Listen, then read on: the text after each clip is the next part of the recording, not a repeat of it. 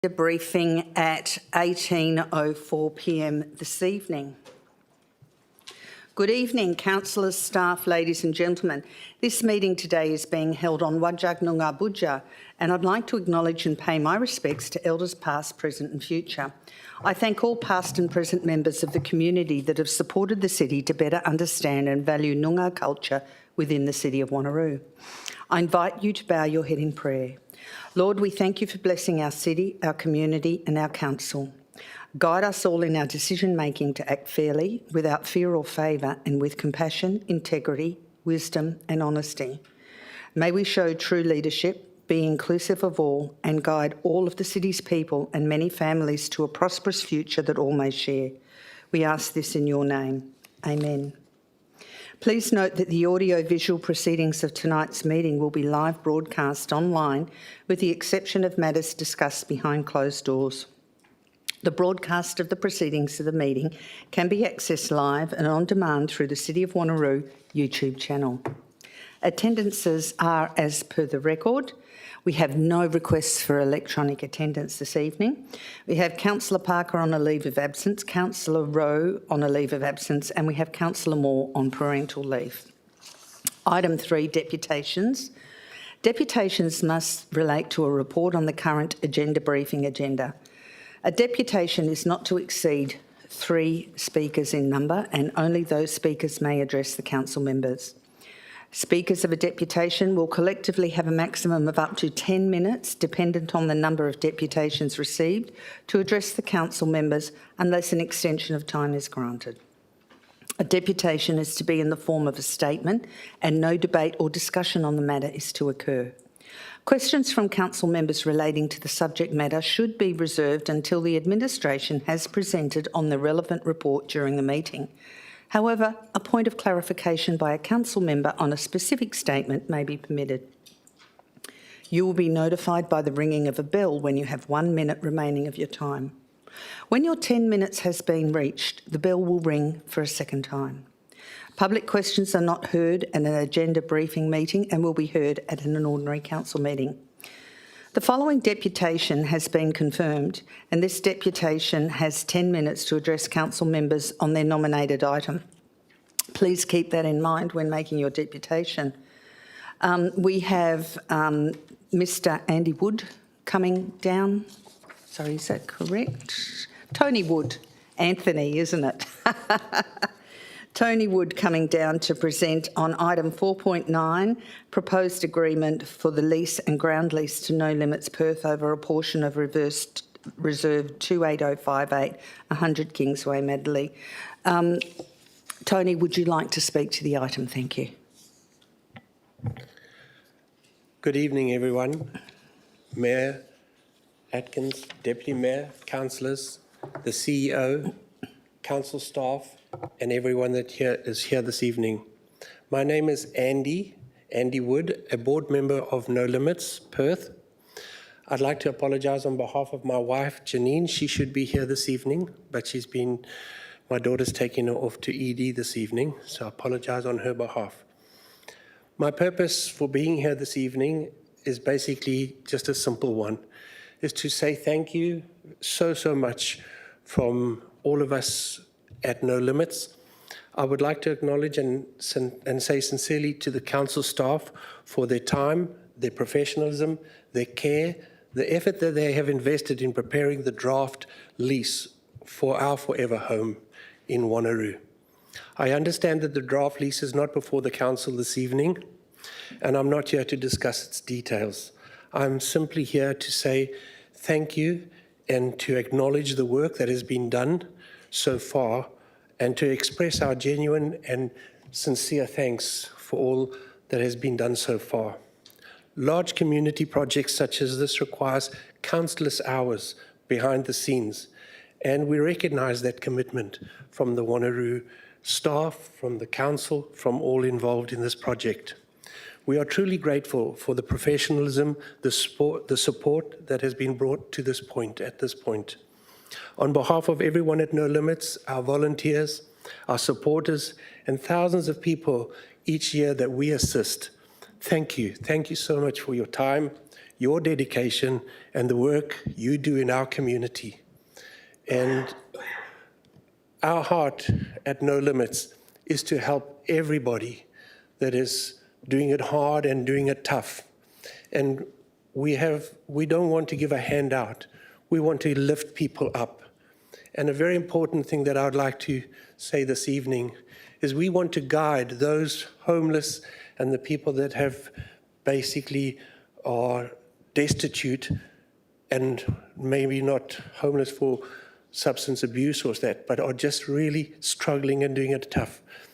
We feel that we want to guide them and lead them and help them and build a relationship with them to get them the help and the services that they might need, that this wonderful city of Wanneroo does provide. And so from us at No Limits, on behalf of the board and everybody, sincerely, thank you. Thank you very much. Thank you for everything. Thank you. Thank you, and it's our absolute pleasure to be able to support your organisation. Are there any other deputations that wish to come from the floor and make a deputation this evening? If there's no one in the chamber to do that, I now go to item 4, reports, planning and sustainability. Director Lee, would you like to come and take the table?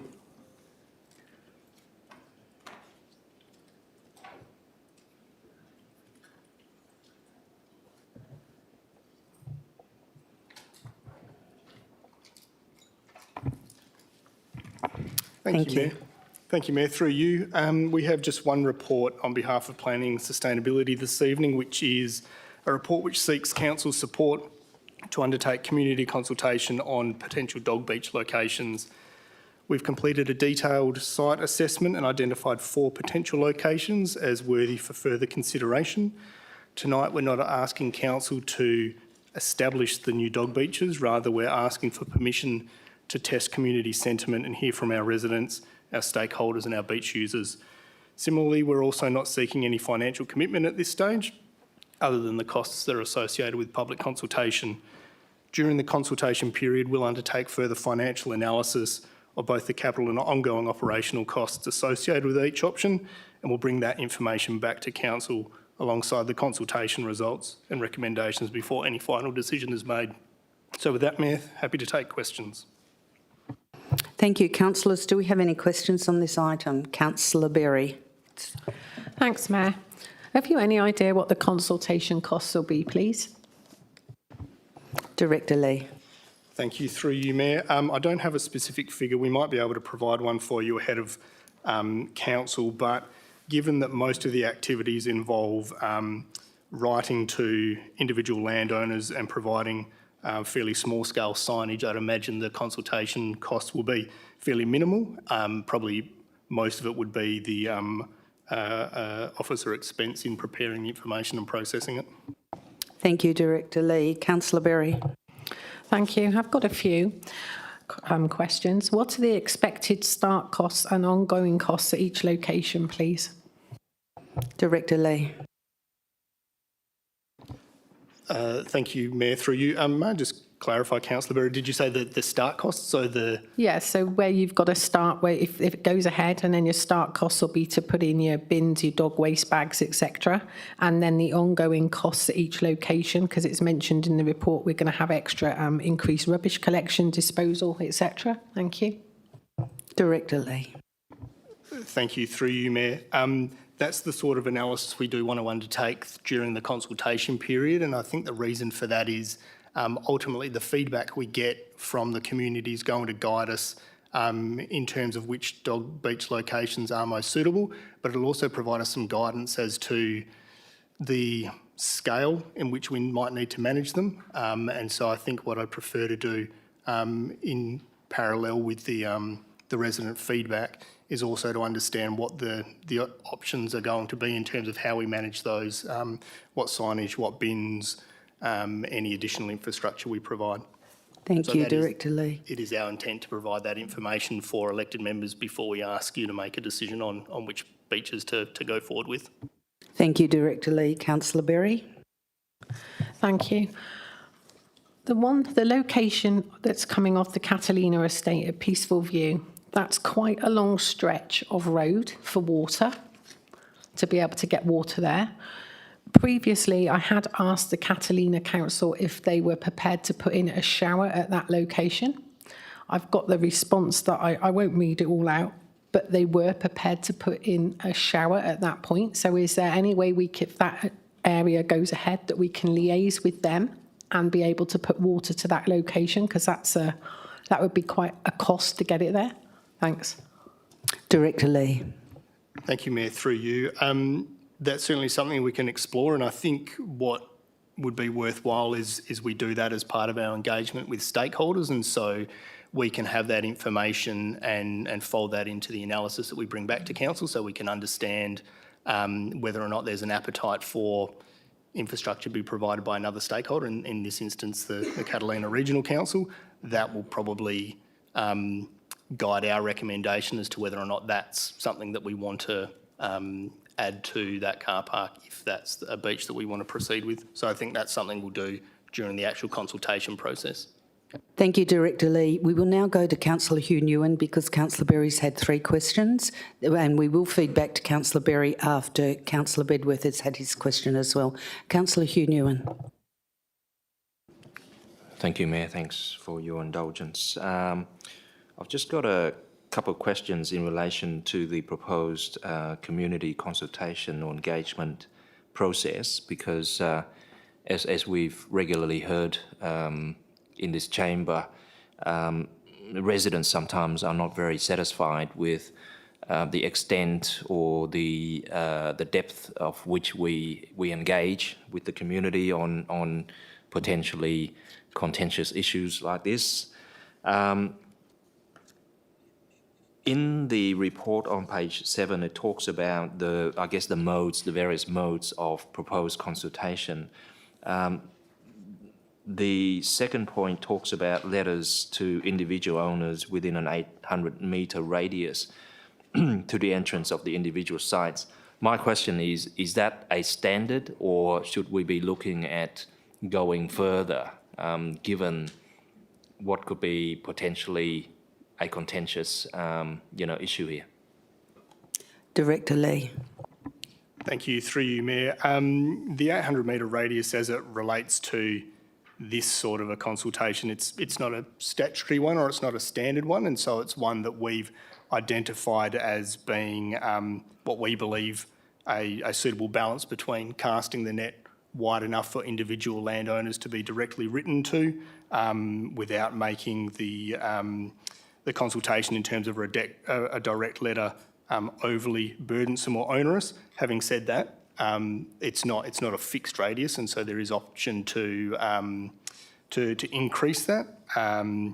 At the same time as well, there are different ways that we are intending to consult. So not only will there be individual letters to landowners within an 800-metre radius, there are a variety of other methods that we're trying to pick up a broader spread of consultation as well. But to your question, long story short, there's not a fixed radius that we're bound by. Thank you, Councillor Hugh Newen. Thank you, Mayor. Just further to that, the next question would be, would the administration be open to extending that radius, given that the scope of potential users of these facilities that we're proposing could be coming from outside of that radius that we're talking about of 800 metres. Would the city be open to extending that? And I acknowledge your comment that there's other modes of consultation that we're also looking at, which is, if I may ask in my next question. Director Lee. Thank you, Mayor. Through you. Yes, we're open to increasing the radius, and perhaps we can take that question on notice and provide some further information in the report that comes to council about what those options might be. I think for us, when I look at the 800-metre radius and the reason behind that particular kind of consultation method, it's really to capture those landowners that are in proximity to not only not only that they'd necessarily be the ones using the beach, because I take your point that there would be users from across the entire city of Wanneroo. It's probably those that are most potentially affected by establishing a dog beach in those locations. But having said that, quite happy to provide some further options for council as part of the reporting that you'll consider in a couple of weeks' time. Thank you, Director Lee. And your third question, Councillor Hugh Newen. Thank you, Mayor. My final question, just in relation to the various methods of consultation that I guess your team has listed there. That's good. I mean, it's a wide range. The only other method that I'm sort of thinking of, which is not listed there, is to actually have on-site, I guess, meet and greet and I wouldn't call it workshop, but on-site, sort of events where I'm thinking more about, I guess, the older population of our community who are not savvy on social media or, mail and I guess notices probably not as far-reaching these days for certain cohorts of our community. So I guess I'm trying to suggest that we cover a broad basis. Would on-site, maybe an hour on-site meeting with residents who are concerned and who would like to come down and have a chat to the administration, would that be something that the administration would consider putting on at each of these locations when the time comes? Director Lee. Thank you, Mayor. Through you.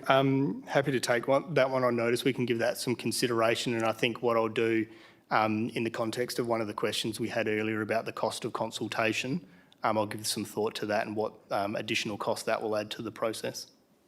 Thank you, Director Lee. Councillor Bedworth, you had a question. Thank you, Mayor. I've got a couple, if that's all right. Excuse me. My first one, just cycling back to what Councillor Berry was asking a moment ago about the provision of water to Peaceful View Car Park and Southern Two Rocks Car Park. Can you just explain why we need to provide water at those locations, please? Director Lee. Thank you, Mayor. Through you. Perhaps I should clarify, we don't have to provide water. So there's not an obligation under the Dog Act or any piece of legislation that we provide water for dog drinking stations or washdown areas. Through the reporting, we've just identified it as a potential enhancement. So there's certainly not a commitment that at this stage that we will provide it. And I think just reflecting on some of the comments I made in my introduction, they're the sorts of things we want to consider in parallel with the consultation outcomes. We can provide some options and recommendations to council as the level of infrastructure that we believe would be appropriate for any future dog beach. But ultimately it will be up to council as to whether or not they want to proceed with that level of infrastructure or not. And it may be a case that we start with a particular level of infrastructure and we assess the level of usage and the demand, and that's something we might look to increase over time.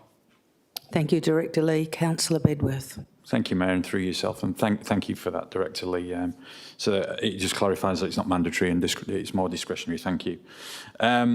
Just one other question, if I could. Throughout the report, especially on page 11, there's the words ongoing costs throughout there.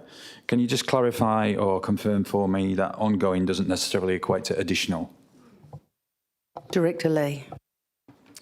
Thank you, Mayor. Through you. So ongoing doesn't necessarily mean additional. So at these locations where we've proposed dog beaches for at least for the purpose of community consultation, we already provide a level of resourcing to these areas through asset maintenance, through bin servicing and beach cleaning, as well as foreshore management. Designating these areas as dog exercise areas or dog permitted areas might result in greater use and additional resources being required to maintain those areas. And in addition, just referencing my response to the previous question, it may also result in additional facilities being provided at those areas. So ongoing doesn't necessarily mean additional.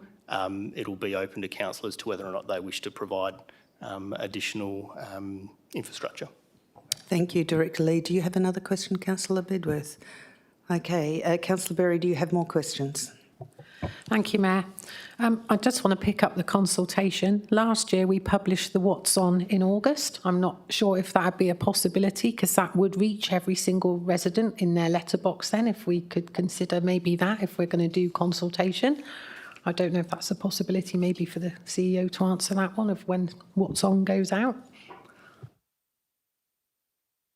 Mr CEO. Thanks, Councillor Barry. I assume you're talking about the what's happening. Yep. magazine. Sorry, what's happening? Yeah. Yeah, look, I've received, as of today, a draft of that particular document, so I will need to consult with the team to see what's possible.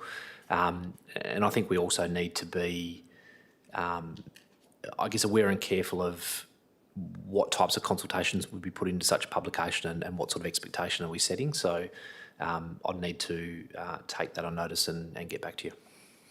Thanks. It was, you know. Do you have another question, Councillor Berry? Thank you, Mayor. I do. I've got two more. The 800-metre consultation for South Mindarie Beach. There is absolutely no houses within that 800 metres because it's 1.1 kilometre of road to even get to it. So it might be prudent to consider some of the Catalina residents that would have extra traffic going past them to access that dog beach. But that's not a question, that's more a statement. What are the expected impacts on the natural habitat that runs along Tamala Park that's a protected reserve, and how would you keep dogs out of there if that went ahead, please? Because there is things that live in there. Director Lee. Thank you, Mayor, through you. To answer your first statement around the radius, I think we'd take the 800-metre radius from the entrance to Peaceful View, so it'll basically be at that roundabout rather than right down at the entrance. So I think we'll pick up a good catchment within Mindarie there. In relation to protection of the conservation reserve, that's something that we did identify as one of the challenges associated with the South Mindarie location. We'd be, through the consultation process, looking to engage with the state government just to understand what their position might be on it and how we would go about managing it. It is, there'll need to be some management consideration, recognising that dogs will be exercised most likely off lead. It'll be finding how we can best reinforce good pet ownership and behaviour to try and ensure dogs are staying out of the dunes, but also it's going to be really important for us to recognise what feedback there is from the state agency that looks after that area, and then we'll be able to present that back to council with some recommendations as to what the risks and benefits are. Thank you, Director Lee. Any more questions on this item? Deputy Mayor Miles, and then I'll go to Councillor Fick. Yeah, thank you, Mayor. One of the questions, and I do like the report, and obviously it is going out for further consultation. When you bring some further information back, Director Lee, with regard to the 800 metres, can you just add in the amount of the population within those suburbs it would be, whether it be the whole suburb or a partial part of the suburb, which could be a few thousand homes on that? And I think that's it from that part. Now, my question goes to page 9, and it's pretty much the something that I've been pushing for some time, and that is the horse beach up there off Pippinini Road. The former director did say they were doing some work on that. The comment in this particular report is saying that there are 2 other beaches close by, Lancelin and Whitfords. I understand Whitfords is now very much a challenge, as the City of Joondalup are trying to close that one down, and they've been progressively doing that over time. So if we can have another look at that position of the City of Joondalup. And the other one is clearly Lancelin is too far away for people to cart horses. So I would like the administration, as part of my question, to review, while we're doing this work, the Pippinini Road Horse Beach. Is that something that you could do, Director Lee? Director Lee. Thank you, Mayor. Through you, yes is the short answer to both of those questions. So we'll liaise with the City of Joondalup. We'll look to do that over the next couple of weeks so we have some information for council ahead of us going out with consultation. But then on the Pippidinny beach side of things, I'll again take that one on notice. I'll see what information I can find. At this stage, we had suggested that we would save any detailed site investigation for a horse beach until 27-28. But I think what we can do in the meantime is I'll get across the information, the detail, the background on the Pippidinny Beach one. We'll provide that to elected members, and then we'll see if that changes the time frame that we had intended around the horse beach investigation. Thank you, Director Lee. And Deputy Mayor Miles? Yeah, thank you, Director, for that. So what I will do, Council Mayor, I will foreshadow an amendment to reserve my right to change the report. Thank you. Thank you. Councillor Figg? Thank you, Mayor, and through you. With our consultation, particularly the letters that residents receive, do we do that through a direct mail service or an unaddressed mail service? Director Lee?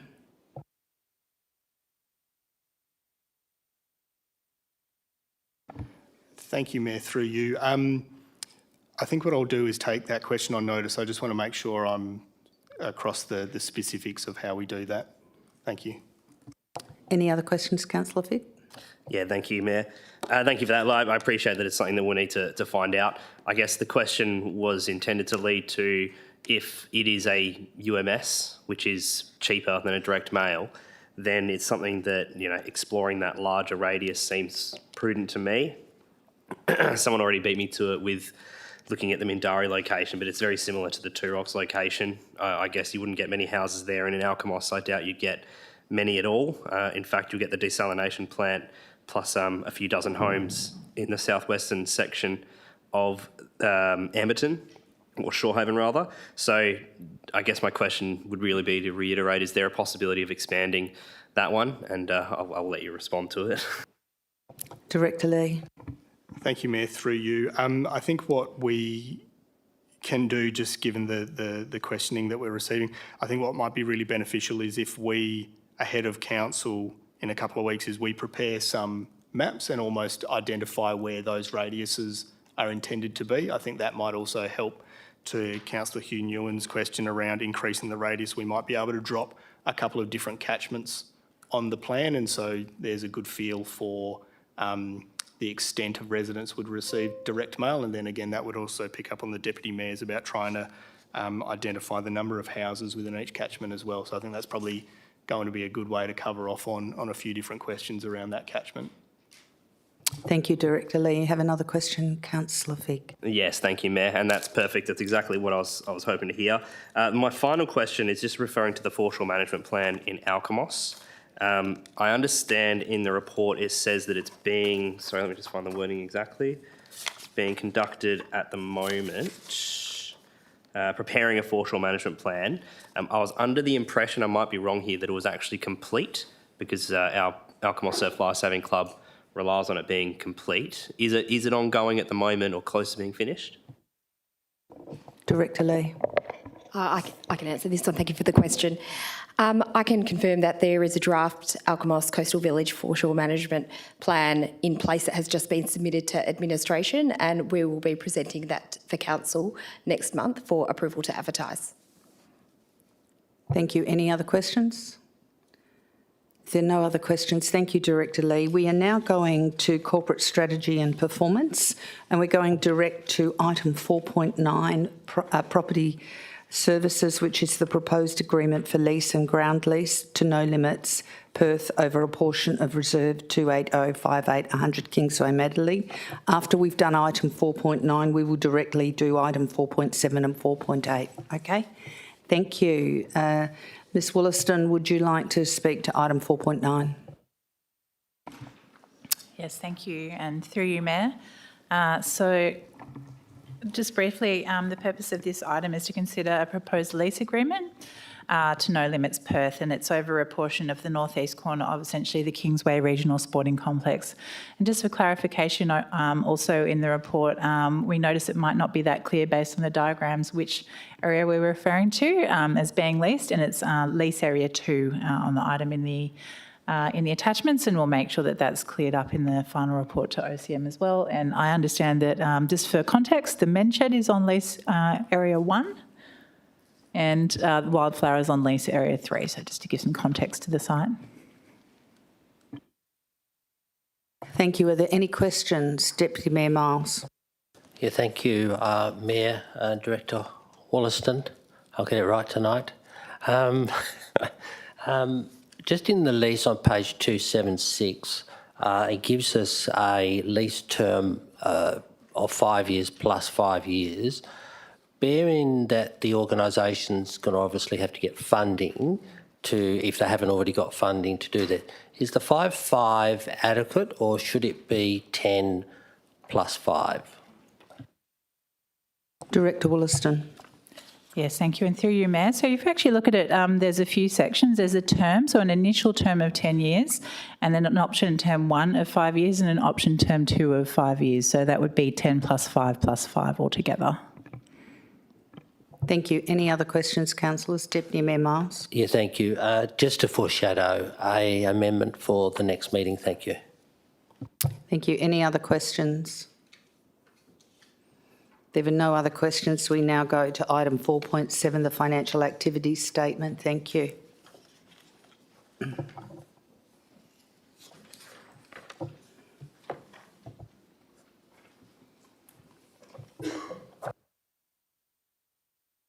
Director Wollaston, would you like to speak to item 4.7? Yes, thank you. Through you, Mayor. So just briefly, presenting the financial position as at the end of May. So as at the end of May, we're appearing to track $6 million favourable to the revised operating budget. And some of the positive contributing factors were we're a bit ahead on rates, fees, charges and interest compared to the mid-year review budget. We were lower on materials and contracts than anticipated at mid-year, and that was offset by higher than anticipated employee costs. So we went over the estimated end-of-year financials at the special council meeting last week as well, and we're still looking like roughly a $5 million deficit position as at the end of 25-26.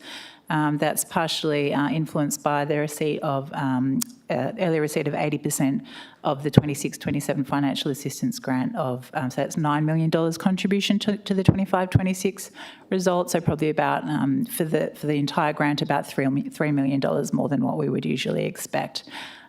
So that's a brief summary. Thank you, Director Wollaston. Do we have any questions on the financial activity statement? Councillor Wright.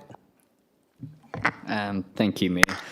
Just on page 173, which is the top capital projects list, just questioning around the Yellowgonga Regional Park new boardwalk. So now that that project's been completed, the city identified a savings of $28,000. Can I request or seek some clarification, because that was obviously grant funding. Several of us councillors requested CCTV being included in that project. Could that $28,000 be utilised for that, noting that it is grant funding? I would hate for us to return that grant funding when we could use it to improve the safety, which it's obviously been had a few break-ins and vandalism. Thank you, Councillor Wright. Director Singh.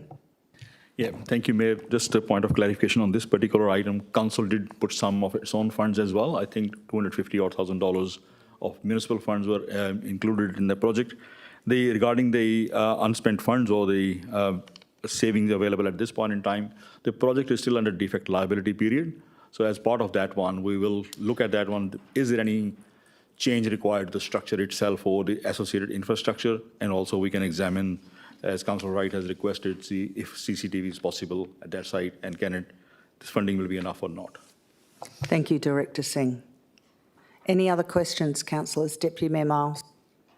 Yeah, thank you, Mayor. Director Wollaston, on page 174 of the capital projects, it's still got listed the Wanneroo Volunteer Bushfire brigade, and we moved last December. That project's ceased for us to be doing it. Why would it still be listed? Director Wollaston or Mr Singh? Director Singh. Thank you, Mayor. Director Singh.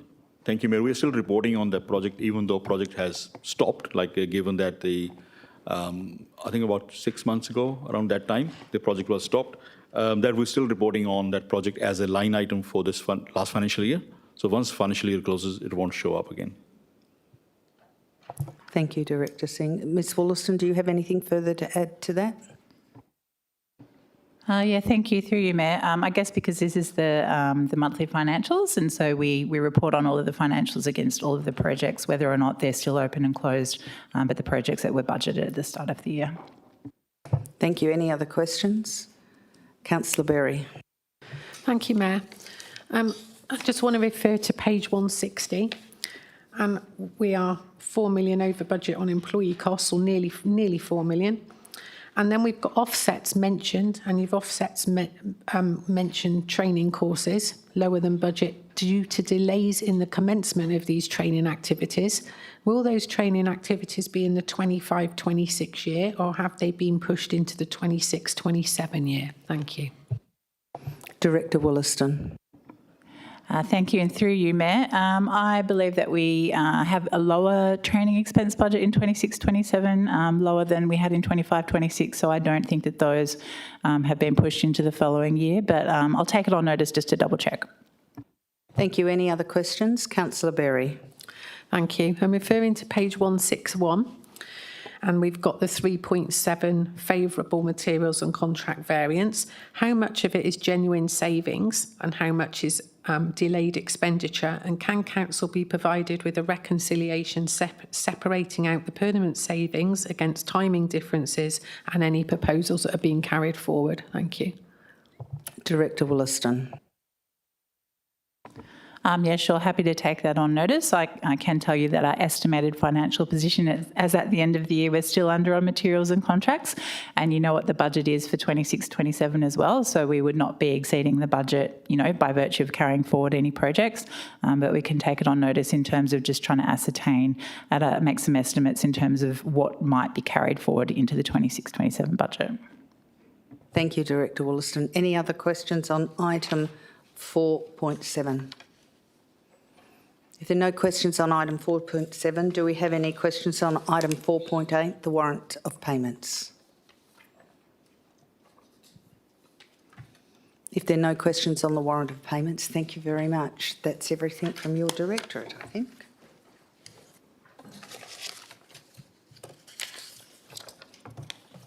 We now go to assets. Director Singh, if you would like to speak to any of the items on assets this evening, thank you. Yeah, thank you, Mayor. We take both reports from Assets Directorate being read, and we're happy to answer questions on both items. Thank you, Director Singh. Item 4.2, response to petition, request for pedestrian crossing Kingsway Lansdale.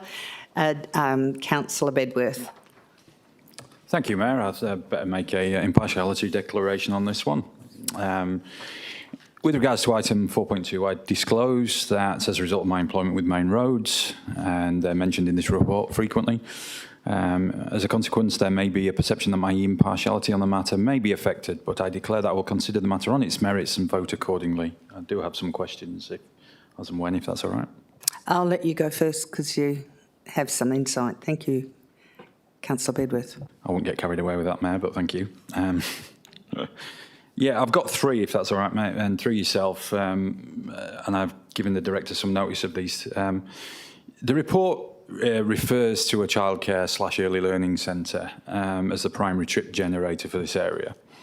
Can you confirm if this is a private enterprise, and if so, has any consideration been given to whether any future demand may change if that business ceases to operate? And are there any other significant generators in that area that support this petition? Director Singh. Yeah, thank you, Mayor. Yes, we have looked at that particular aspect while considering this petition item. Other than the childcare centre, which is privately owned, there is a local park, Brockwell Park. So that's the only other activity generator in that immediate catchment. Thank you, Director Singh. Councillor Bedworth. Thank you, Mayor, and thank you, Director Singh, through yourself, Mayor. Now, it's a good report. I did quite enjoy reading it, so forgive me for being a bit nerdy in that regard, but I do acknowledge that the warrants for a zebra crossing aren't met, and that the local area traffic management score of 51, which is dangerously close to needing intervention, but falls just short, unfortunately, in regards to both the childcare facility in Brockwell Park. But I suppose in the absence of supporting the petition, my question is, could we give any consideration at all to trying to reduce the speed in the area to say, 40 k's an hour along that section of Kingsway, which may potentially assist with more gaps for pedestrians who do want to cross? Has that been considered at all? Director Singh.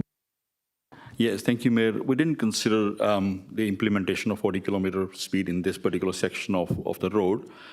Given that there's no indicators in the surrounding environment which is different to other sections, so at that particular site, we have implemented through main roads, obviously, 40 kilometre zones where there is high pedestrian activity, and such as a Main Street type shopping centre, surrounding shopping centre like Clarkson District Centre, I think that has got 40K, and there are a couple of other sites where 40K has been done, and also coastal recreation nodes. So the environment has to lend toward 40 kilometre rather than just implementing in a suburbia like this one. Thank you, Director Singh. Councillor Bedworth. Thank you, Mayor. Just supplementary to that, and I do apologise, I didn't give you fair warning of this one, it's just occurred to me. Given that the report states that there was a wait for some pedestrians of up to 3 minutes, I think it was, off the top of my head, it would indicate that perhaps to me, that the speed limit in the area maybe is not providing that sufficient gap for them to cross. And given the fact that there is an open space nearby, which I assume, not knowing the area, does have children's play areas and kids in the area, is that something that perhaps could instigate a closer look at a lower speed limit then in that case? Director Singh. Yeah, through you, Mayor. Yeah, we can raise that with main roads. We do have a regular meeting with our main roads counterparts who look at speed zoning in local roads. We can definitely raise it with them, see if they are open to having a trial or having a short section of the road where 40 speed limit can be considered. If we get the indication they can be supportive, then we can report through to council. Thank you, Director Singh. Councillor Hugh Newen. Thank you, Mayor. I have a few questions since this is my my turf, so to say. I'm very familiar with this section of the road in Lansdale. My first question to the Director is, would administration consider a petition of 89 signatures significant in relation to the request for, I guess, safety to be improved? Director Singh. Thank you, Mayor. I think we don't have a metrics or any guideline as such suggesting which petition is significant and how many signatures. That's a subjective judgment. So in this particular case, we have considered the request made in the petition and tried to look at what are the possible options to address that particular matter. Thank you, Councillor Hugh Newen. Thank you, Mayor. Would administration consider, given the bend in the road going from east to west, and then there is this childcare centre that sort of sits after that bend, would administration consider that that is something that is that would aggravate the risk, the safety risk of this particular section of Kingsway? Director Singh. Thank you, Mayor. I've just been talking to Mr. Barker and try to understand, is there any crash history at that particular site? There is no crash history involving pedestrians at that particular site. So that potentially may not be impacting the movement in that area. Thank you, Director Singh. Councillor Hugh Newen. Thank you, Mayor. Just a couple more. Would administration consider that the way to deal with these sorts of scenarios is to not wait for accidents to happen, especially when there's young children involved? Would it not be more sensible, the question is, would it not be more sensible to prevent than to cure once an accident has happened. Director Singh. Yeah, thank you, Mayor. Yes, considering that the safety matter been raised to petition, that's why we looked at the options and looked at what's the most feasible option is to provide safe crossing points for pedestrians in that area. Thank you, Director Singh. Councillor Hugh Newens. Yes. Thank you, Mayor. Just two more. Please bear with me. My next question is, would the administration, despite the study showing that this particular scenario hasn't really reached the threshold for a zebra crossing to be installed, is there anything to prevent the administration overriding that in consideration of the safety of young children in the area? Director Singh. Thank you, Mayor. The zebra crossing approval rights for that one, authorities actually, is main roads. So it's not City of Wanneroo can't approve zebra crossing on local roads or any roads. It has to be approved by main roads. So that's why main roads, given the guidelines, we assessed against those guidelines. It doesn't meet the warrant for those particular crossings. So that's why it hasn't been recommended. Thank you, Director Singh. Councillor Hugh Newen. Sorry, just supplementary to that, in response to that answer. I guess my question then was to basically ask if the administration, despite the fact that the situation doesn't meet the threshold, would the administration still support this proposal for zebra crossing by advocating for it with main roads? Director Singh. Thank you, Mayor. We can definitely raise that with main road and see if they would consider it. And then obviously main roads, they can give us some guidance. Will they consider it as a particular site outside their own guidelines? Thank you, Councillor Hugh Newen. Thank you, Mayor. Just one more question and then a statement, if I may. In relation to recommendation number 2 in the report, talks about supporting the construction of a 50-metre long missing footpath south side of Kingsway. What is the time frame that we're looking at for that to be done? Director Singh. Yeah, thank you, Mayor. 26-27 program is fully committed to the project which were identified earlier. So the earliest it could be in 27-28 at this stage. Thank you, Director Singh. You're not able to make a statement in this forum. It's a question-only agenda briefing. If you have another question, Councillor Hugh Newen, you can go ahead with another question. Sorry, Mayor, it's not a statement as such. Mayor, I like to foreshadow moving an amendment to the recommendation. Thank you. Okay. Thank you. Any other questions on this item, councillors? If there are no questions on this item, we now go to Asset and Operations, item 4.2, response. Oh, sorry, we've done that one. We now go to item 4.3, tender 21123, provision of mobile watering and maintenance services of trees within streetscapes and arterial roads, retrospective contract value adjustment. Do we have any questions on this item, councillors? Councillor Wright. Thank you, Mayor. Just 2 questions from me. One in regards to the mistake that's been caused by the contract management system. So essentially it's gone over the CEO's delegated authority. What controls have been put in place now to ensure that that doesn't happen? Director Singh. Yeah, thank you, Mayor. Can I just add to the contract management system, there has been some human element involved in this as well, which has caused this issue. When the contract was extended last year, the extension form was based on the original contract value plus the forecast value. So it wasn't based on the value at the time. And if we had the value at the time added in the form plus the forecast, it would have been indicated to us that it's going to go over the value, so we wouldn't have extended without bringing it to council. So that's the first thing.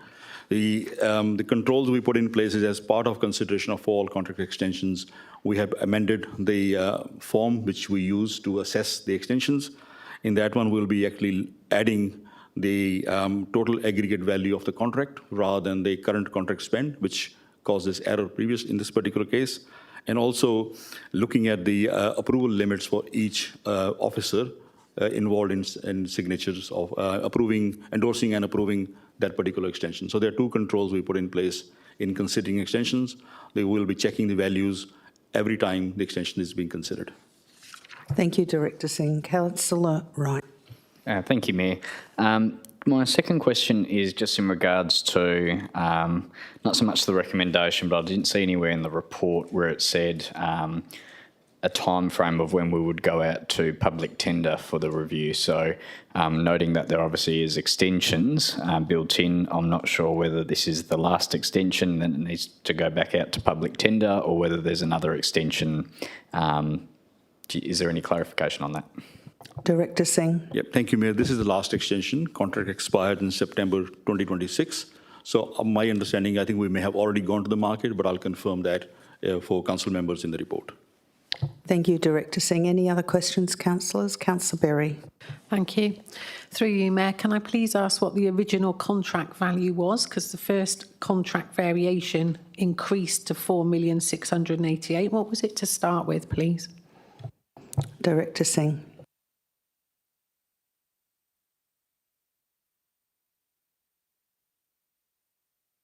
I just need to find the information. I have that information here in the paperwork I brought with me, but I just need to find it.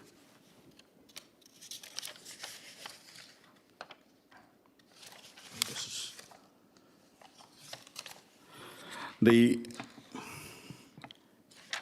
I think 3 year. There's so much of it. So, I think from memory, I think, Mayor, it was about $3 million for the original contract sum. Thank you, Director Singh. Councillor Berry. Thank you. So with that in mind, if the original contract was 3 million and now we're being asked to consider 7 million, that is over double the original contract value. Can administration confirm that that's right? Director Singh. Yeah, thank you, Mayor. I think that was for the original 3-year term of the contract, given there are 2 extensions. So the forecast value originally was 4.7. Then there was a variation undertaken given one of the existing contract, which similar kind of activities for tree planting wasn't performing. So we brought those activities into this contract as a variation. That was about $650,000 to $700,000 brought into this particular contract. It was assessed and variation was approved on that basis so that this particular contractor can plant the trees, water them and maintain them under single contract. That's why the value gone up. It not necessarily the scope has been changed or extra work has been done. It is we moved from one contract to this contract to we can have seamless work activity undertaken. Thank you, Director Singh. Any other questions? I'll go to Councillor Mansif. Thank you, Mayor. So can I just confirm, so then the controls that have been put in place is the correct calculation methodology is now in place in whatever the system was? Director Singh. Yes, Mayor, yeah, that's correct. Any other questions, Councillor Seif? Yes, please, Madam Mayor. My second question is, so on page 22, under financial implications, it says, all works undertaken under this contract have been delivered as part of approved operational and capital budgets, which says it's approved, and future works proposed under this contract will form part of the city's 26-27 annual operating budget, subject to council adoption and the availability of approved funding. The recommendation has that council retrospectively approves a contract of 7 million. So that means we're retrospectively approving the money that was spent in the 25-26 budget as well as the 26-27 budget. Do you want to say, is that correct? Is that correct? Director Singh.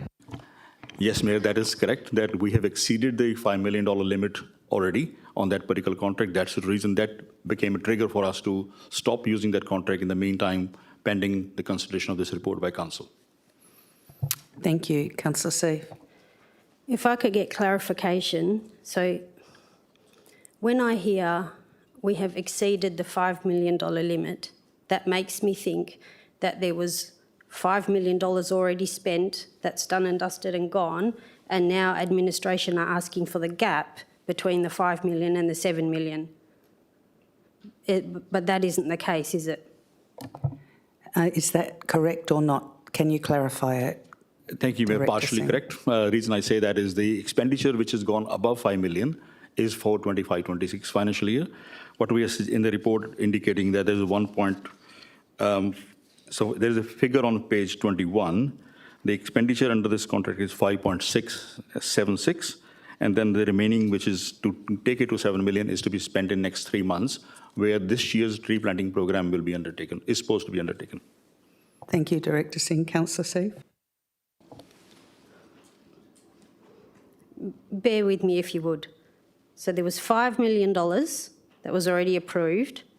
Are we adding to that 5.676 and then adding the gap between that and 7 million? So is it more like 12 million in total? Like it's not making sense to me.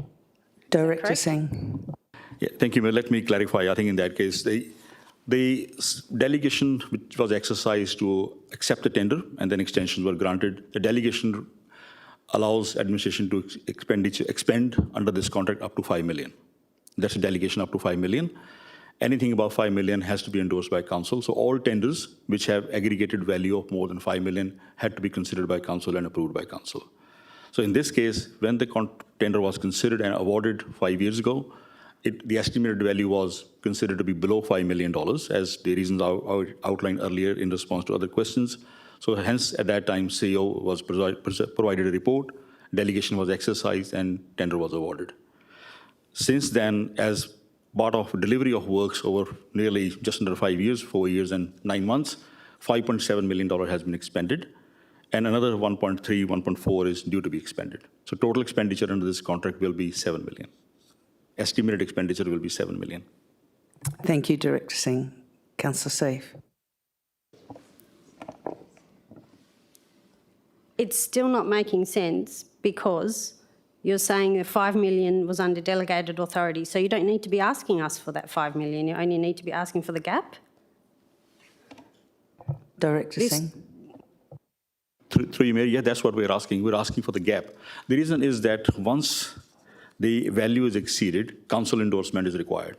If we had estimated, if we had known at the time that the expenditure under this contract is going to be more than $5 million, the report wouldn't have gone to CEO. The report would have come to council, which you see several reports coming to council for maintenance works, which in which case the contract value, estimated contract value is calculated to be more than 5 million. They come here to council.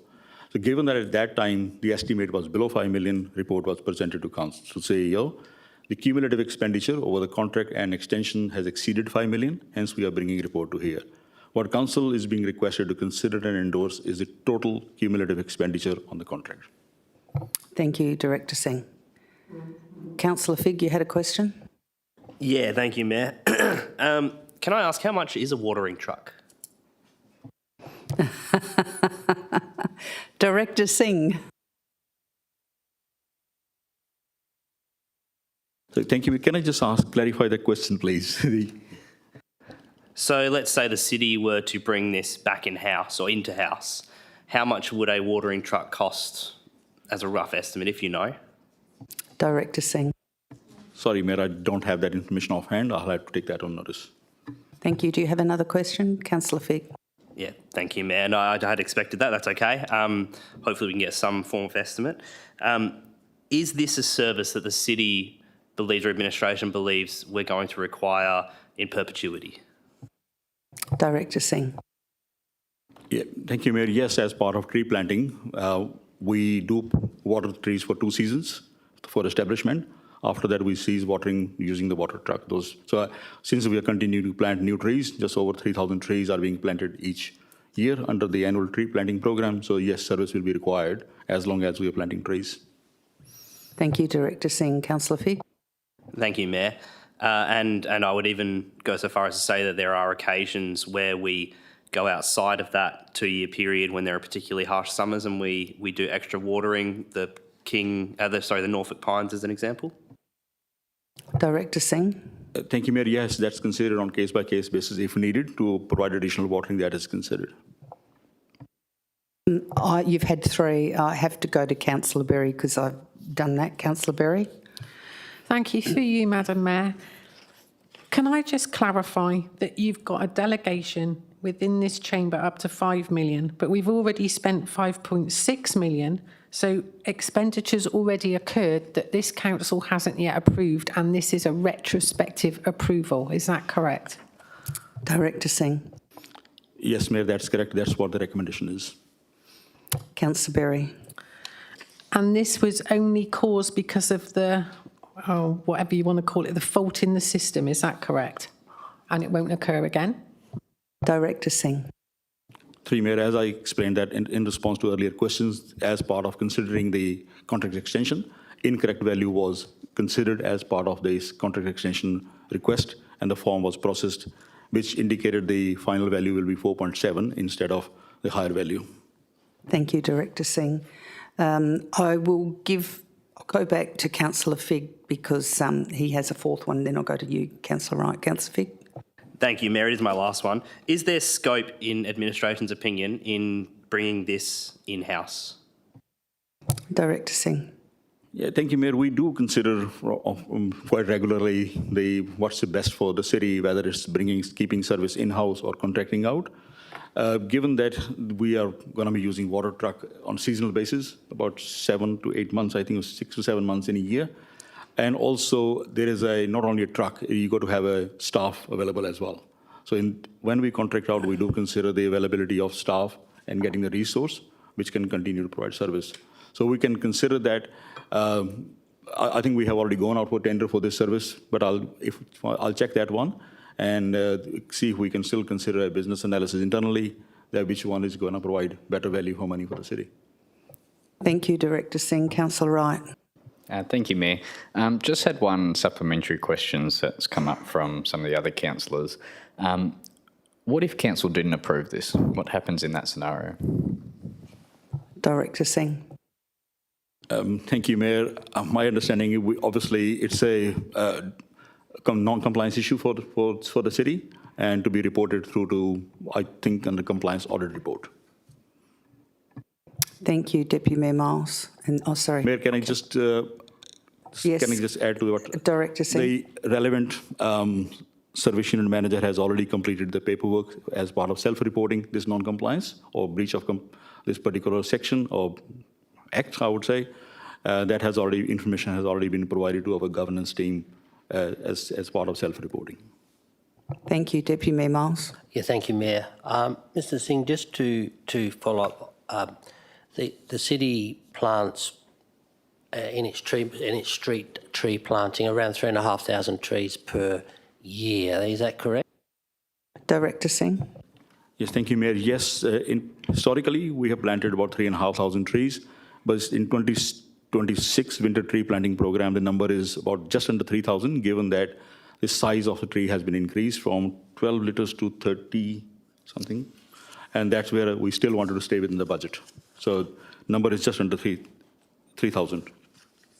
Thank you. And as the trees are planted not in one area, obviously using contractors with multiple trucks for watering, especially when you've got last year's to water as well as this year's, and then probably a previous year's.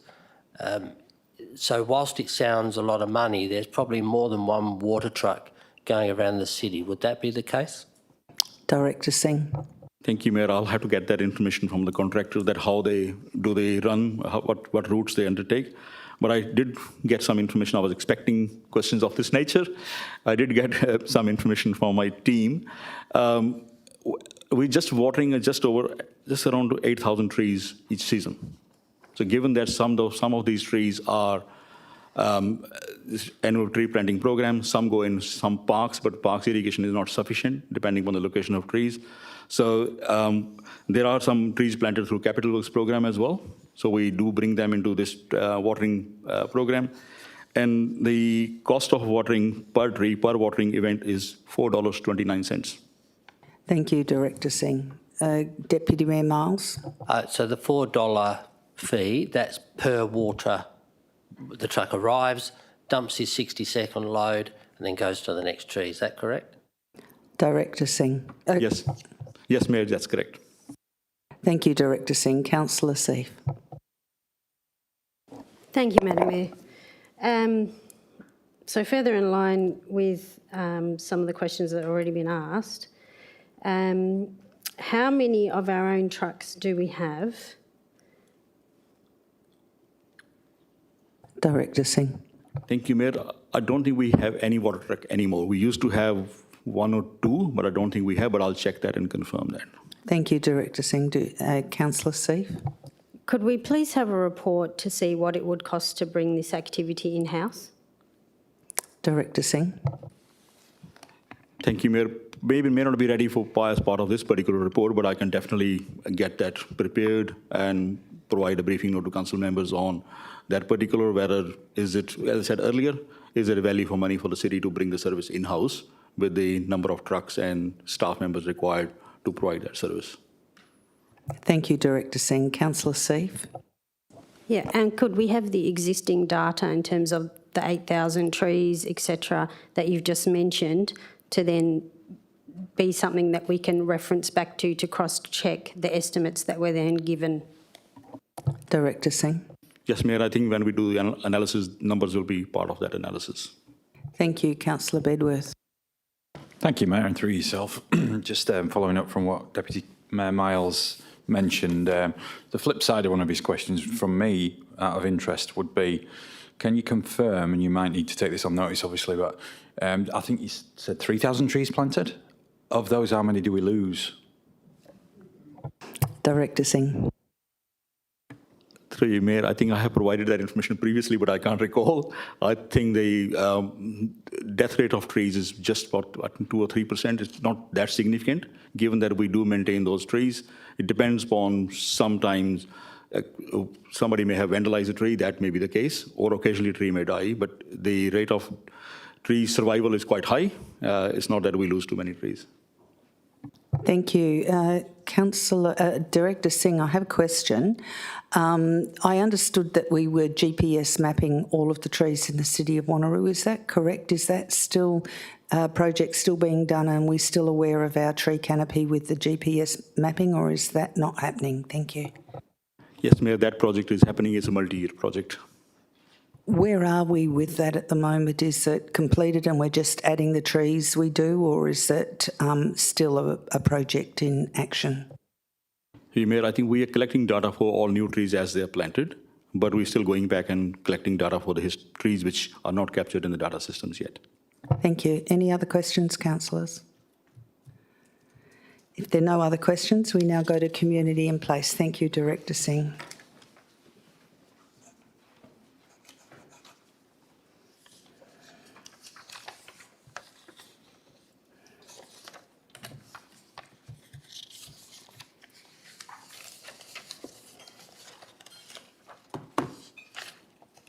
Thank you, Director Davis. Are there any items you wish to speak to this evening?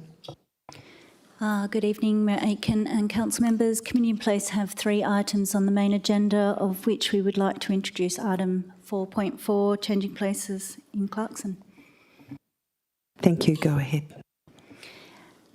Thank you for this. Council, you know you have a statutory responsibility within access and inclusion, and just bringing to the top of your memory, that guidance is provided through the Disability Services Act, the Equal Opportunity Act and the Commonwealth Disability Discrimination Act. This item presents an opportunity for Council to strengthen accessibility inclusion outcomes in the community, whilst positioning the city to leverage external funding opportunities, noting that this is a forward planning document. The report responds directly to the motion on notice regarding a changing place facility within the Clarkson Town Centre and provides whole of city strategic context to help inform your decision making. Whilst no questions have been received on this item, staff did meet with ward councillors to better understand the local context surrounding the options presented and to test the practicality of those options. with no significant concerns identified at this stage. Elected members will note that the LTFP allocation and the Commonwealth funding model is in the report, and we note that there will be 4 tranches annually of that Commonwealth funding, which is anticipated to continue through to 2028. That provides a genuine opportunity for us to attract external funding for this project. And the timelines outlined in this report are deliberate to provide time to prepare those funding applications, undertake the necessary advocacy, etc., whilst recognising Council's consideration of the annual budget, should anything change in between that time. Whilst consultation with key stakeholders remains essential, this report contains compelling evidence of the demand, in particular the Master Locksmiths Access Key MLAC data indicating that 15% of the Clarkson residents as potential users of this facility. Based on the estimated resident population of Clarkson of 16,000, this equates to a potential user base of over 2,000 or 2,400 people. Plus, you will note in the report the visitors to the area coming from, at times, as far as Gin. The report before you is balanced in line with Council's strategic risk profile, presents an evidence-based recommendation for your consideration and is financially considerate. I do commend staff for their collaborative efforts. I'd also like to draw your attention to the concepts on pages 67 through to 73 of the preferred option 2.3 and note that the cost estimate included in the report also provides for paving and other considerations of an accessibility facility of this kind, noting that the preferred option doesn't require essential pathway and other additional costs to be considered as well. Thank you, American. Thank you, Director Davis. Do I have any questions on this item? Councillor Berry. Thank you, Mayor. I've got a couple of questions. The report's brilliant, and thank you for all the work you've done to date. It's been an absolute pleasure working on this. What is the asset's expected life cycle? I don't know how long these last. Thank you. Director Davis. Thank you for the question. I will take it on notice, noting that Changing Places facilities did start to become embedded and important facilities around 2018 here in Western Australia, so that whole of life cycle cost hasn't actually been truly tested, but I'll go back and provide that in the changes to report section. Thank you, Councillor Berry. Thank you. And will there be any additional allocation for ACROD bays? There is some already there, but given the amount of people that we've just identified, will extra ACROD be created? Thank you. Director Davis. Thank you for the question. Through yourself, Mayor, there are 2 ACROD bays. They are within 10 metres from the proposed preferred location, and the accessibility from that location to the bays is sufficient, should that be the outcome of this report. I anticipate that in due course, once that facility is in place, that we would need to assess the behavioural changes around that location, population, density, etc., and make that determination a bit closer to the time. But at this point in time, there are sufficient bays located within proximity. Thank you, Director Davis. Councillor Berry. Thank you. And my last question, based on the Changing Places we've got at Wanneroo, what are the annual operating costs that we're going to incur when this comes, well, hopefully when this comes, it's built? Thank you. Director Davis. Continuing through the Mayor, that's a great question. Thank you. We did do some comparison around the Changing Places facility here at the Wanneroo Library. Particularly those costs are run through building maintenance. I'll get some of those stats and provide that in the changes to reports. Thank you. Any other questions? Councillor Wright. Thank you, Mayor. Just a couple of questions from me. For a facility of this size, would just under $500,000 usually be the usual cost? Director Davis.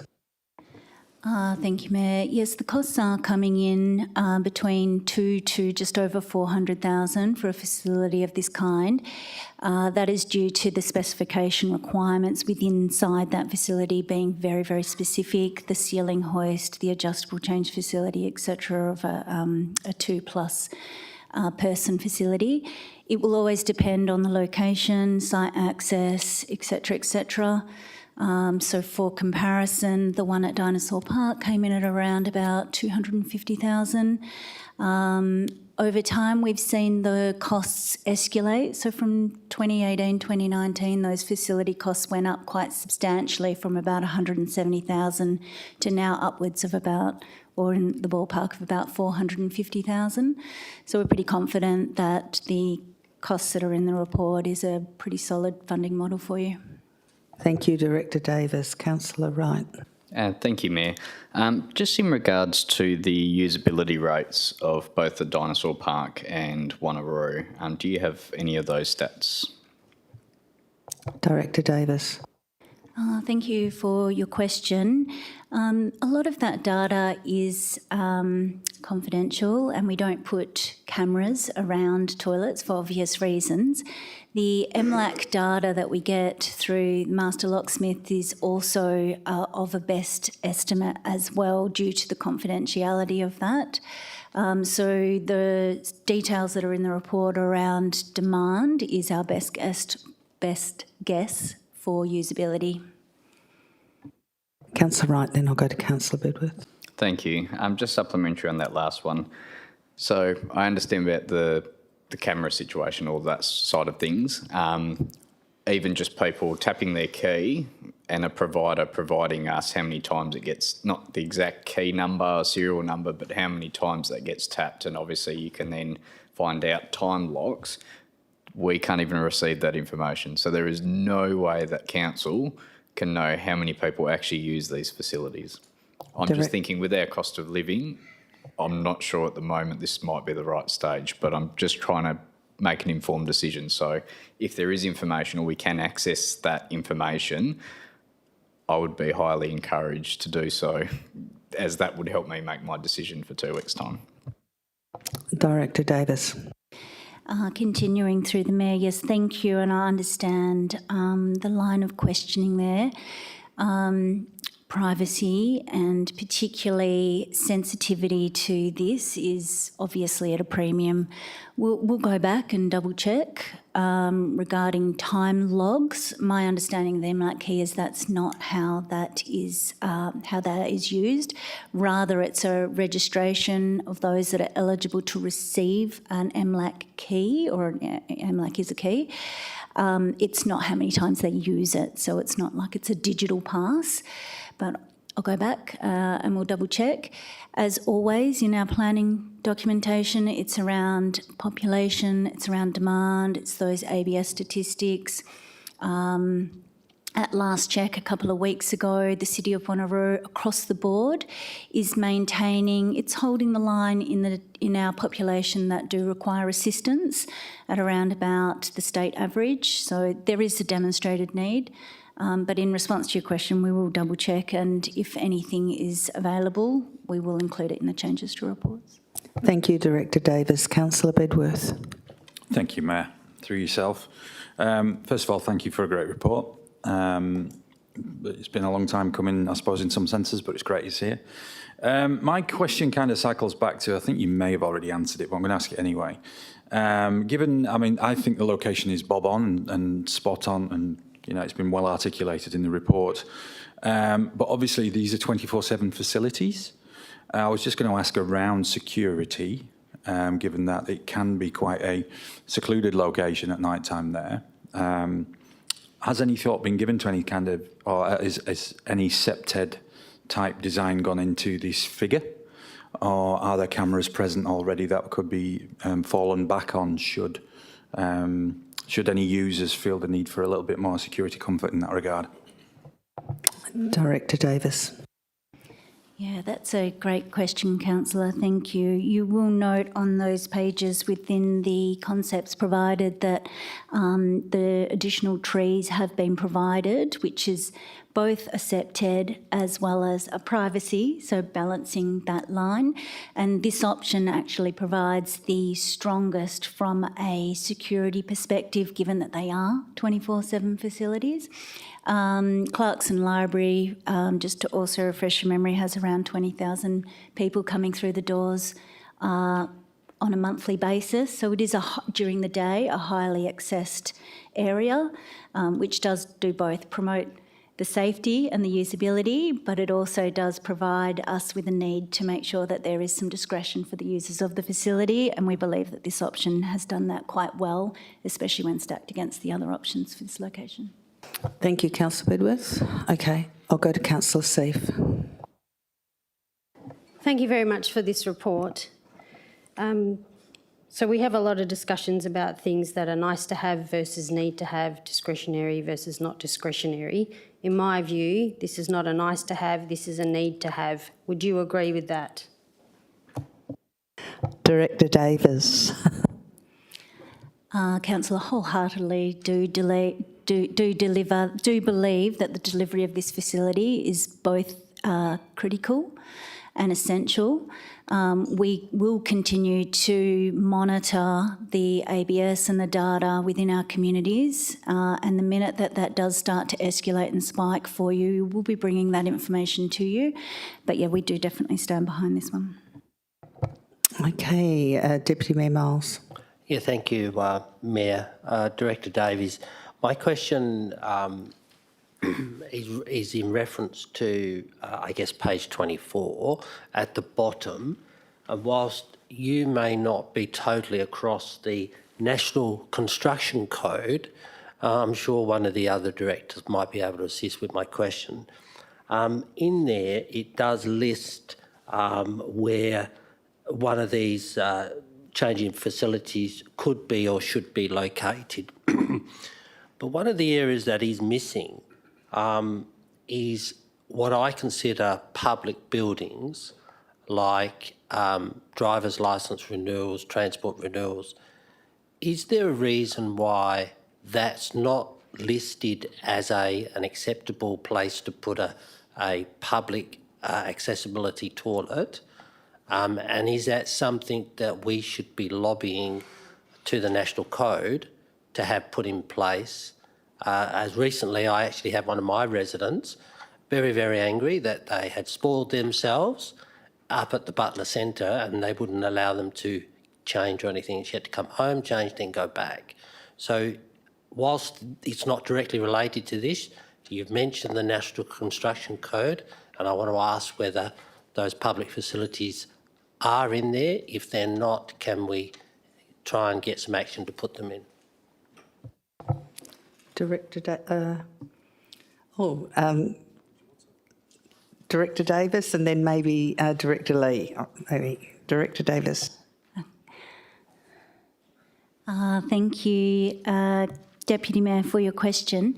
That is correct. The National Code is national. It's driven through Commonwealth Government. I am aware formally of advocacy through WALGA to advocate through the National Code for inclusion of particular sites and facilities, and that does get reviewed annually, and there is a national working group that does look at that. So we can check back in with WALGA and see where the advocacy is around those types of facilities, but I can hand over to Director Lee. Director Lee, would you like to add to this with your planning knowledge? Thank you. Thank you, Mayor. Through you, nothing further to add, only to support what Kirsty said in terms of following up with WALGA to the Deputy Mayor's question around whether or not the public buildings that were described currently fall within the National Construction Code. That's something we'll take on notice and we'll check as well in parallel.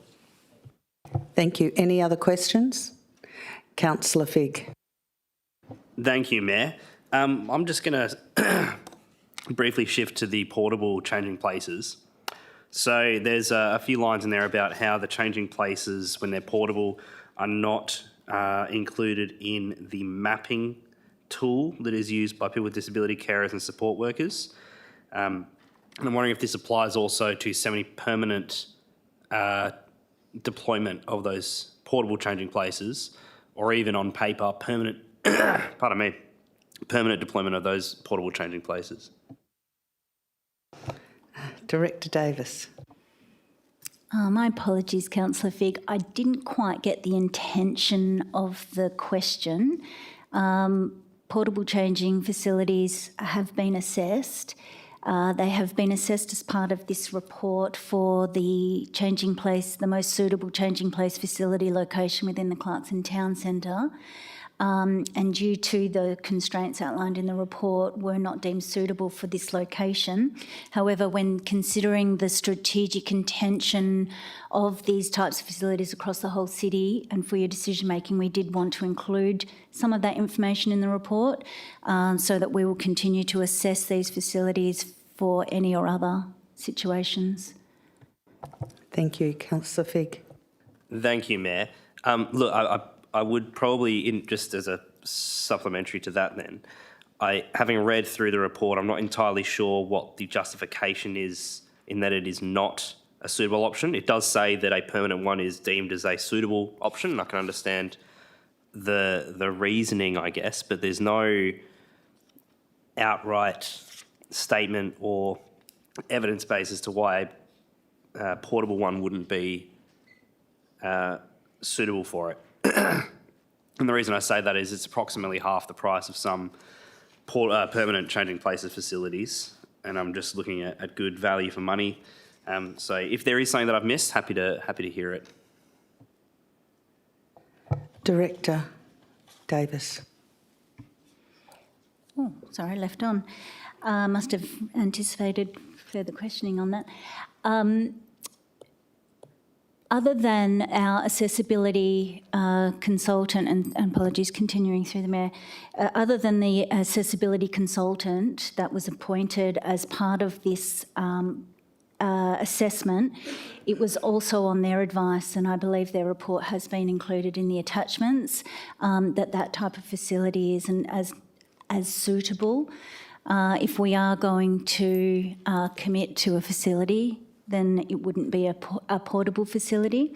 I believe at this point in time there are still some questions around the suitability of those facilities, even for an events perspective or for temporary pop-ups of other activations. But I can find that actual allocation in the attachment for you and get back to you on the page number if you like. Thank you. Two more questions, Councillor Figg, and then we'll go to Councillor Bedworth. Thank you very much, Mayor. So I only say this with the context that, we have an education department that uses transportable classrooms to supplement fixed buildings. And they are generally, other than the space that they take up, which is obviously unfortunate, they are purpose-built and they're perfectly adequate for their use.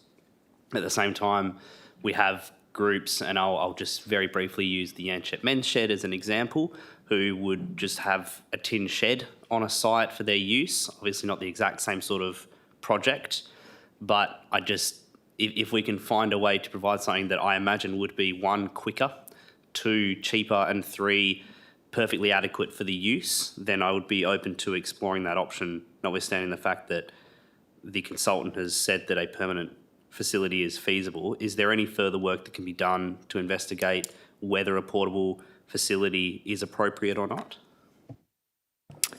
Director Davis. Thank you, Mayor. And it's page 48, the option 2.5 mobile changing places pod. It was ruled out as not being the preferred option because of the space that's required for that will be taking up more bays than what a permanent facility would be. Knowing that we do have that 20,000 a month already going in and out of that facility, now adding an extra facility and parking being at a premium. So that was why that didn't come up as an option of the preferred. Thank you, Director Davis. Councillor Figg, your last one. Thank you, Mayor. Very last one.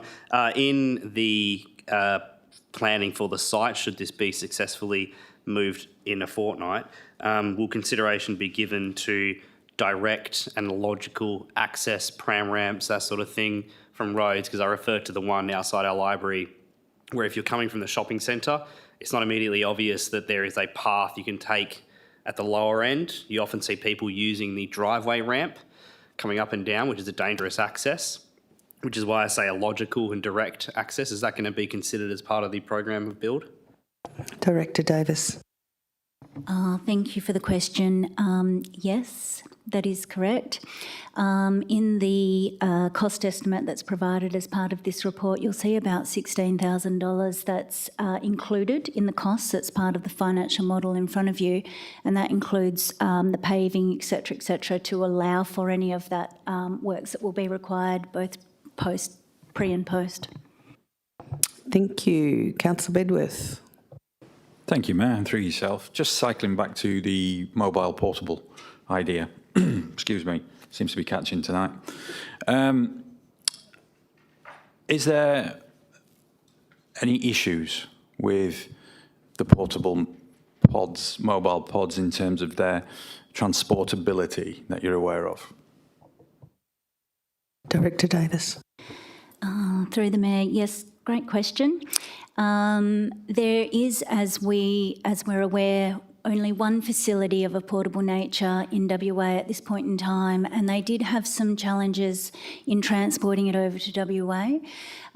Things that we would need to consider if we were going to house a portable facility would be its storage, trailer, moving in and out, the licences, ongoing maintenance, and that increases every single time you do move a facility. So whilst it is a wonderful idea, we would really need to assess the feasibility of that offering, given that it does require a bit of extra handling. Thank you. Councillor Bedworth.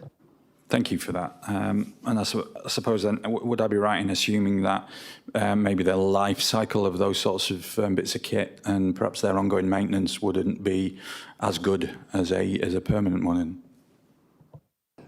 Director Davis. Yes, that would be how that stacks up feasibility is what we're also being told as well. Yep. Thank you. I'll go to Councillor Seif and then to Councillor Berry. Thank you, Madam Mayor. From what I've seen of how carers work with those with disability and mobility issues, the aged, from what I've seen is when they take them out on social outings and things, they seem to have already identified where facilities are existing, like changing places, like good quality toilet blocks that they have to makeshift into a changing places if possible, if there's a disability toilet in there, and they only take that person that they're caring for that day to a park, to a shopping centre, to a public building, whatever, where they know that those facilities are. Do you think if the facility became mobile, and I'm not against the mobile idea either, but if the facility became mobile, that would take that certainty away from that disabled or elderly person that their carer knows where to take them that day? Director Davis. Thank you, Councillor. Yes, that's correct. Mostly the people using these facilities are taking a planned trip. The National Toilet Map does suggest that as well, and a lot of work that our state government has done around planning for accessible tourism does also look at the location of these facilities, the proximity to other facilities, and I am aware that through Carers WA, a lot of that advocacy is around the planned and coordinated strategic location of these facilities as well.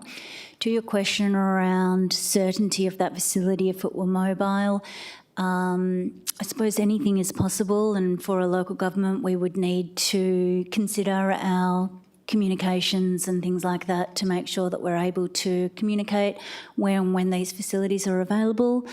We would lean into our known networks, our disability interagency network, as well as our disability access and inclusion reference group. We would look at our website and other comms to make sure that should a mobile option be on the table, that we would be able to communicate its location. Thank you, Director Davis. Councillor Berry, you have a question. Yes, thank you. Through you, Mayor. Can administration confirm that we have a disability access and inclusion plan and we have to report on that plan annually to the Department of Communities of progress against that plan? Director Davis. Thank you, Councillor. Yes, that is correct. We do report on that plan annually through to the department, and last year we received a high commendation for the results that we did receive in that plan. Thank you. Councillor Berry. Supplementary to that, in our plan, have we got that the city is planning on trying to improve the lives for people with a disability by putting in changing places across the city? Thank you. Director Davis. Yes, we do, and we also have in all of our strategic documentation, we've brought to life Council's commitment to accessibility and inclusion through the Council plan, and we do report through that quarterly as well. Thank you. Councillor Berry. Thank you, and through you, Mayor, would administration be able to confirm that Clarkson Town Centre is actually the biggest centre that we've got across the city of Wanneroo, and there is, or we know there's a need, but could you just confirm it is the biggest centre and the most traffic, I guess? Director Davis. Thank you. Continuing through yourself, Mayor, I can confirm that, say, the Clarkson Library, which should be a main attractor and one of the key criteria for where we would plan a facility like this, does attract the greatest amount of visitation across all 5 of the libraries, with more than 60% through that. And I did mention that we've got approximately 20,000 people a month going through that facility, so the traffic is very high. Thank you. I have a couple of questions too. We have a mobility mapping project that I think we've just concluded for the town centre of the city of Wanneroo. Does that include our changing places in the town centre of Wanneroo? Thank you for the question, Mayor, and I can see Director Singh's ready to go, and I'm sure he's going to say yes. Director Singh. Thank you, Mayor. I wasn't ready, but I was asked to be ready. This one, my understanding is we did map all the footpath network under that mobility project, but I'm not 100% certain. I haven't seen the detail yet in that. I don't have the fine detail with me at the moment, which can point that, yes, this has been mapped to the changing facility. I would like to suggest that it would be a good idea to include the changing places within the mobility mapping as well. And is Clarkson Town Centre going to have the mobility mapping done next? Because we're working through our town centres in the city of Wanneroo, is that correct? Director Davis. Thank you. And continuing from that last response, Mayor, we will take that on notice and make sure that the mobility mapping information is included in the changes to reports.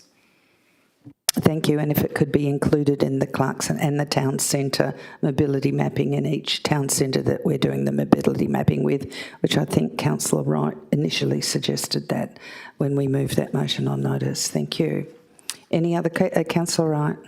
Thank you, Mayor. I did check it is included.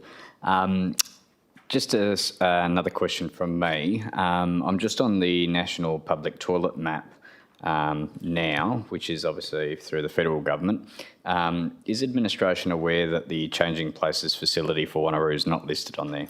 So the only 2 that I can see, or 3 I should say, is Wanneroo Central, Wanneroo Showgrounds and Rotary Park. Is administration aware that the Changing Places Wanneroo one is not located on that map? Director Davis. Thank you, Councillor Wright. Well, yes, we are now. I am aware that there were some challenges at the federal level in updating that map. Mostly, I thought a lot of that was resolved, but we'll circle back and make sure that gets uplifted appropriately. Thank you. Any other questions, councillors? Deputy Mayor.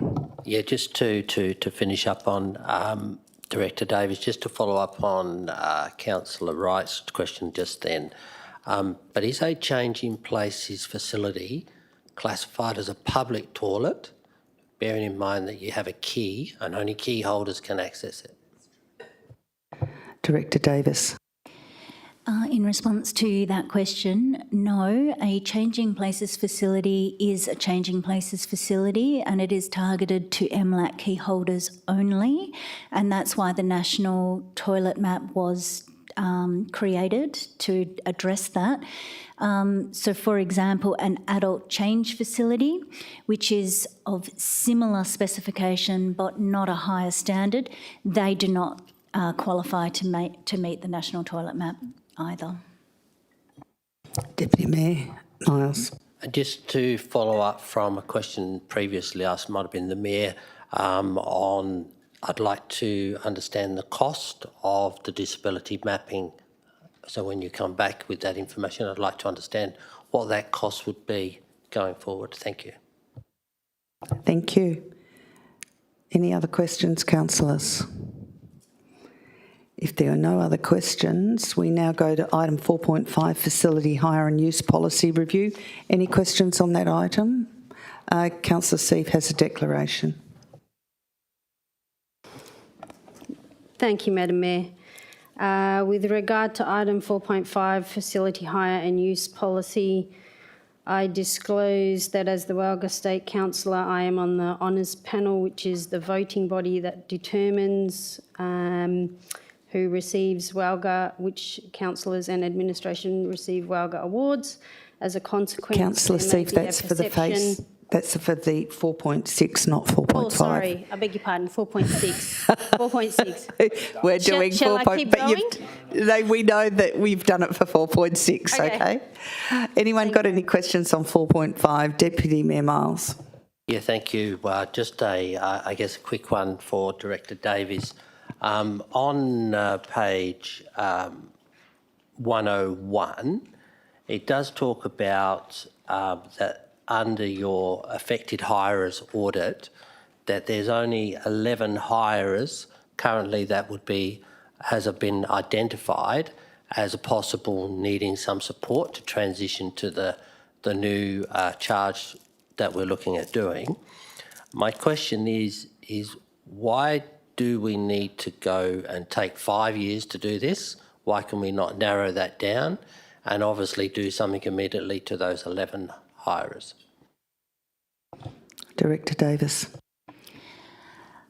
Thank you for the question. Yes, that's that suggestion for a transition into the new fee and charge for the 11 hirers has been done out of conscientiousness for not-for-profit organisations and their capacity to pay. Of the 11, there is one that we have identified that we may be going to them and approaching them and suggesting an alternate hire arrangement because that may better suit both their need and their capacity. In my experience, whenever dealing with community organisations and not-for-profits, even in the changes of fees and charges, etc., even the smallest changes can be quite unsettling, and hence we've put forward the 5 years of that transition. However, it is your decision, and we'll take your guidance accordingly. Thank you. Any other questions, Deputy Mayor? Just to follow up on that, so the sliding fee payable or the transition period, it's only for those 11, not for anybody that walks in the door tomorrow. Will they get the full, they have to pay the full 100%, is that correct? Director Davis. Through the Mayor, that's correct. Thank you. Councillor Wright. Thank you, Mayor. Just 3 questions from me. On page 140, with an extra of the concessions, can I clarify with the administration why schools would receive a concession? So obviously this is excluding schools under a shared use agreement. Why would we be giving discounts to publicly funded schools? Director Davis. That's category 5. Thank you for your question, Councillor Wright. Through the Mayor, was that page 140, Yes. category 4, 50%? Category 5 on 140. It was education, government and non-government schools. And then you've got 2 concessions, one for single school use and one for multi-school use. I'm just querying because usually schools have their own oval outside of shared use agreements. Why would we be giving concessions if they need to book one of our ovals for a faction carnival or something, considering they already have their own?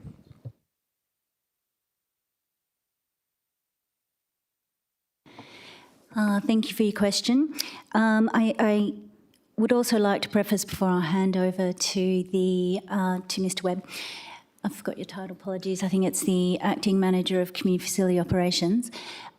We do have a high number of schools and a very high level of engagement and shared use agreements and a variety of competing needs, both at that sporting playing field, but also in a community facility, as in a hard room booking as well. For example, we do have the schools coming in and out of Banksia of a number of times. However, through yourself, Mayor, I'd like to hand over to Mr. Webb, who has some technical knowledge at Kingsway. Mr. Webb. Through you, Mayor Aitken, and thank you very much for your question, Councillor. A good example of an answer to your question would be more so at Kingsway Sporting Precinct. We were lucky enough to see identify a number of local schools being able to uptake on that concession rate through Lightning Carnivals most recently. Thank you. Councillor Wright. Thank you, Mayor, and thank you, Mr. Webb.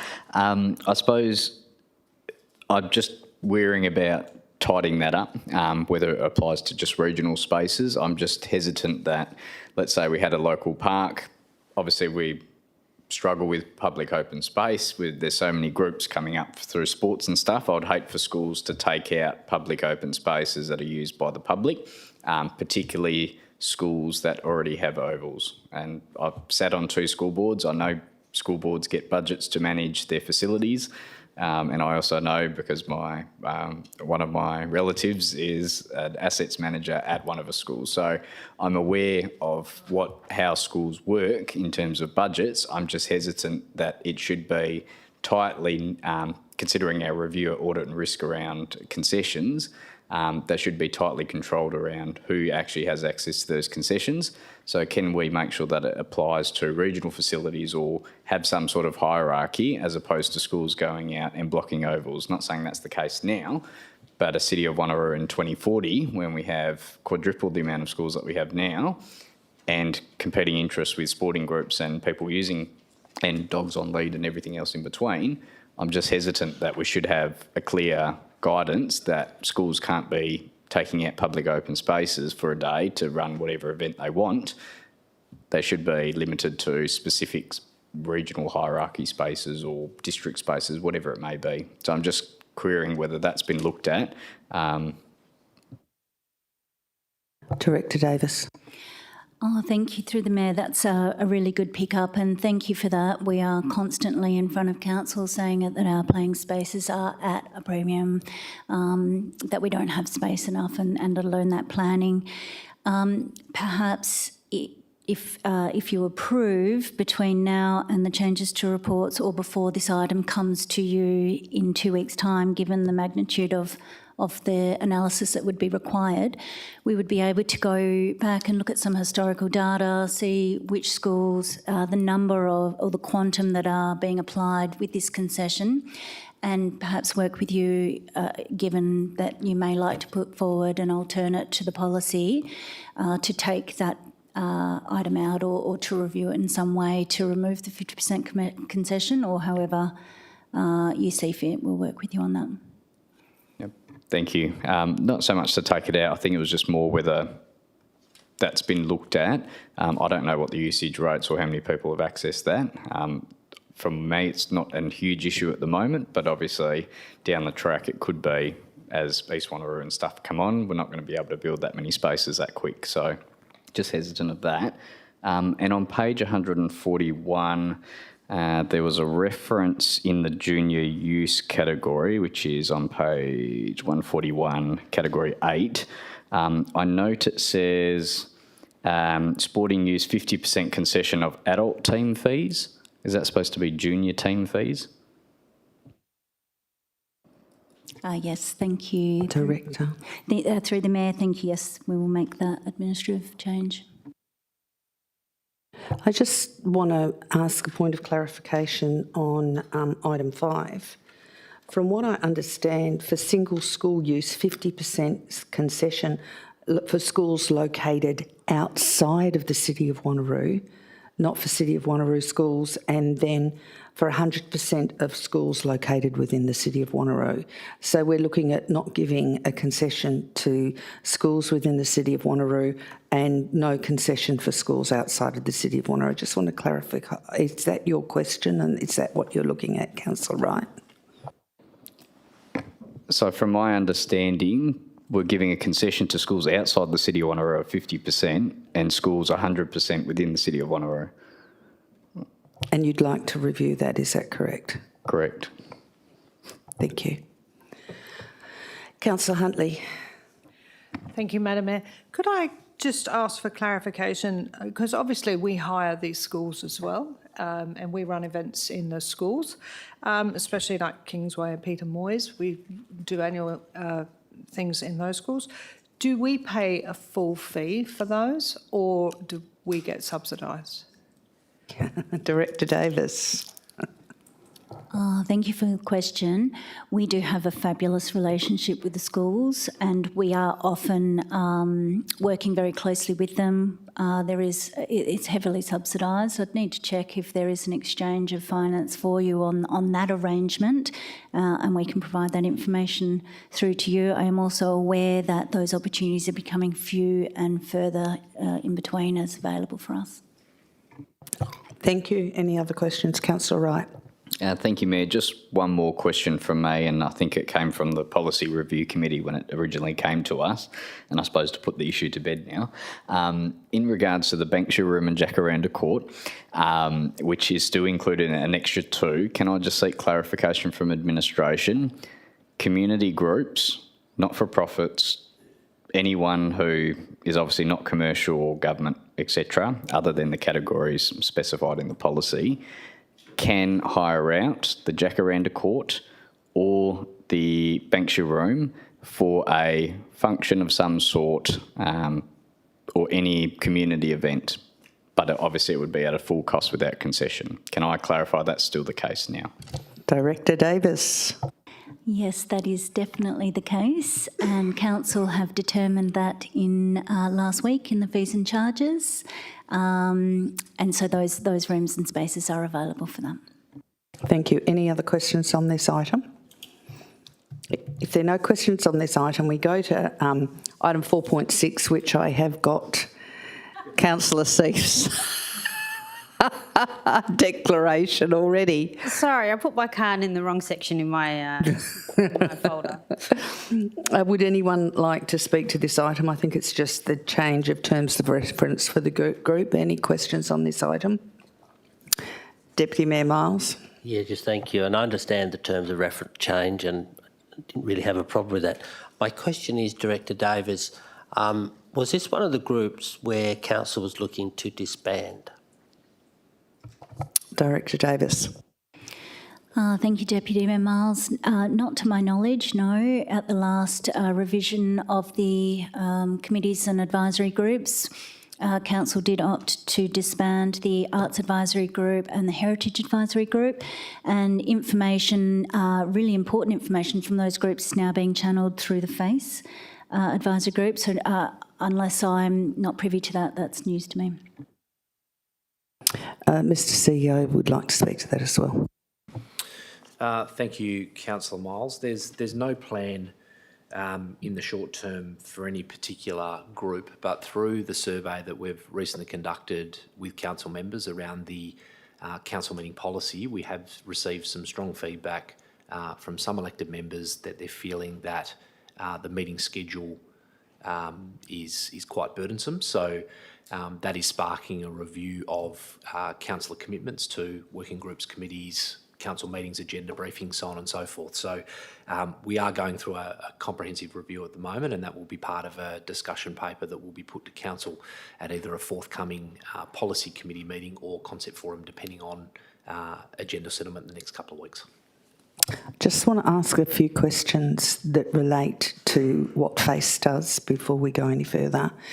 Next year, I believe, is the 175th anniversary of the first European settlement of the Cockmans in the city of Wanneroo, and that would be something that we would possibly need to do it, looking at a special event for that. Is that correct, Director Davis? That is correct. Also following on from 2027, in 2029 we have the bicentenary year as well. So that's another large event year, and those kind of conversations would be agenda items for the FACE. And the bicentenary year, there are places, is it correct, that we can get federal government and state government funding towards this if we can show them that we have events suitable for those, for our community, so that these events would be funded externally by state and federal, is that correct? Thank you, Mayor, for the question. Yes, that is correct, and I am aware of state government funding that is being channelled towards 2029 bicentenary events, and we have had some preliminary organisations such as Lottery West, etc., reach out to us and suggest that if there was to be an event within the city of Wanneroo for that, then we would be a candidate for funding. Thank you. Any other questions on this item, Councillor Wright? Thank you, Mayor. I wish to foreshadow an alternate for the upcoming OCM on this item. Thank you. Thank you. Deputy Mayor Miles? Yeah, just to a clarification, I guess. Director Davies, with some of those events just mentioned by the Mayor, I would say that they would actually be civic events rather than festival and the arts events. Would you not agree with that? Director Davis. Thank you, Deputy Mayor Miles. Yes, that would be the case. There is a civic events policy, and that does have a point of difference. We do have a really close working relationship with the civic events team, and if those discussions were to happen at FACE as well, to get some guidance, but we would make sure that we are aligned to the policy. Thank you. Councillor Seif. So making those events a civic event, would that increase the costs? Director Davis. Thank you for the question. I'm probably unable to answer a question about costs and events in a future that haven't even been scoped at this point in time. However, what I can respond to that's relevant to the terms of reference about the FACE item is that we're always very conscious of councillors' time, and this being an advisory group that most recently met to discern over the budget, the events budget as part that form part of council's annual budget. We think that was actually a really good use of time. We were able to look at those events, understand that they were still meeting the need of council and providing high outcome through to community. That's all I'd probably be able to comment on at that stage. Thank you. Councillor Seif. So one of the benefits, as the chair of the FACE committee, one of the benefits I've seen is that administrative staff get to be in front of councillors and get to express, we get to have a discussion, express views, and, you know, gain a way forward. Should FACE be dissolved, should the FACE committee be dissolved, will those same managers and staff be able to then come to concept forums and have similar type discussions? Director Davis. Thank you for your question.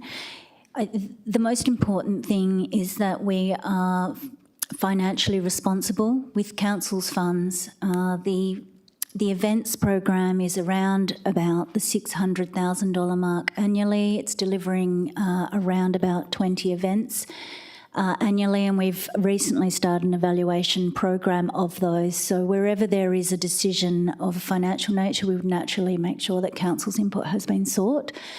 So if that isn't through FACE or a formal resolution, then we would look for other opportunities such as council forums. Thank you. Any other questions, councillors? If there are no other questions, now go to the Chief Executive Officer. Item 14, the Constable Care Foundation Sponsorship Agreement. Yes, Councillor Bedworth, do you have a declaration? You have a question? Okay, we will wait for Manager Smith to get to the microphone. Huh?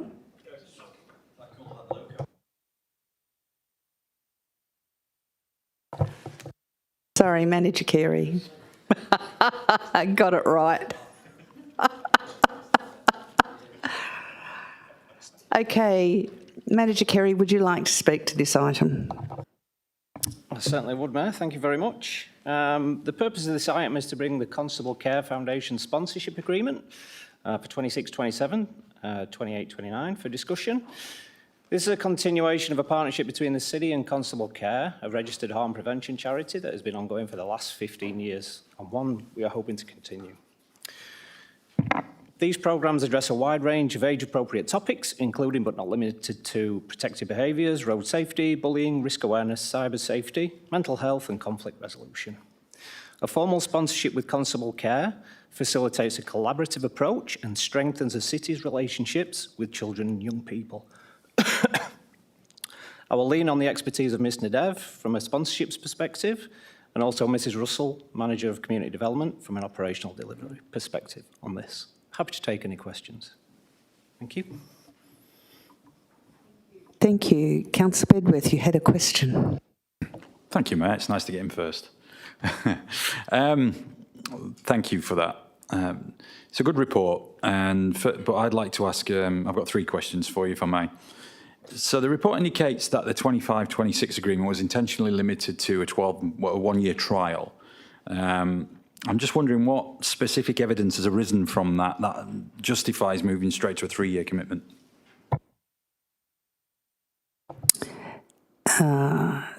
Ms Nadev, thank you. Thank you. Through to you, Mayor.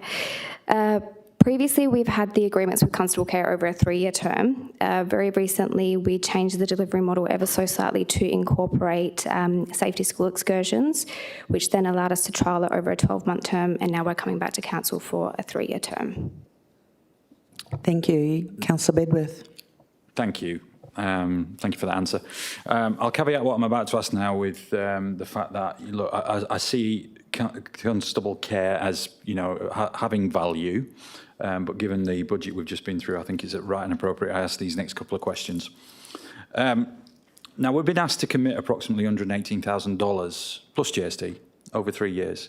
So what I want to know is what objective performance measures will we use, or will you use during that term to assess whether it's this sponsorship's delivering the outcomes we're seeking and to justify it to our ratepayers?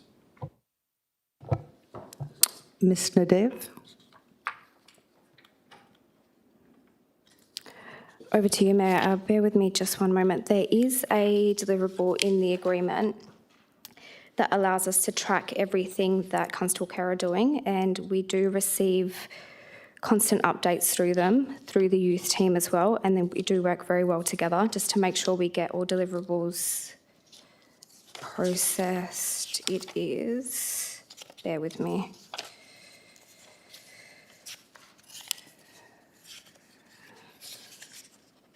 Okay. Constable Care is to provide quarterly reports as requested. We can request them whenever we need them. The number of performances delivered, names of each school and group and venue visited, and the number of children and young people in attendance and performance themes. Thank you. Councillor Bedworth.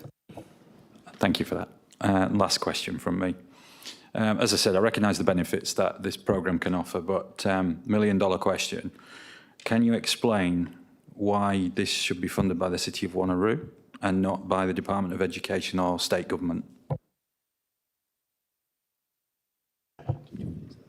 Through to you, Mayor. That is a bit of a political question. I might pass that one through the CEO because it's a bit of a political question. Mr. CEO. Thank you for the question, Councillor Bedworth. I thought I'd just jump in and answer that particular question. At the end of the day, it's like all service delivery at the City of Wanneroo. State and federal governments provide services through to a certain level, and if the city wishes to increase the level of service, it obviously has discretion to do that. One of the things that I'd also add about this particular program, looking at the response rate from the previous 12 months, it seems that 2/3 of participants have been, very happy and satisfied with the performance, and we feel as though with regular tracking and the deliverables, and there's no reason why at regular intervals you obviously can't intervene and check on progress. And if we didn't feel as though the program was continuing to deliver on the objectives of the agreement, there'd be no reason why we wouldn't come back and recommend next time around that maybe it shouldn't continue. So I guess there's a bit to consider there for councillors in terms of service delivery above and beyond what the state's delivering and whether that's our remit or not. Thank you. Any other questions? Councillor Berry. Thank you. I've just got one, and it's to do with the consultation. So the recommendation says that we consulted with 6 schools that participated and 1 that didn't. Does admin consider that enough level of sufficient consultation? Do you think it was representative and enough to justify what you're asking us to approve? Thank you. Thank you. And through you, Mayor, could I potentially ask the Manager of Community Development from an operational perspective to answer that question for us? Ms Davis. Ms Russell, sorry. Thank you for the question. So we've actually consulted with 12 of the schools that used the majority of the services last year. So it was from the last financial year.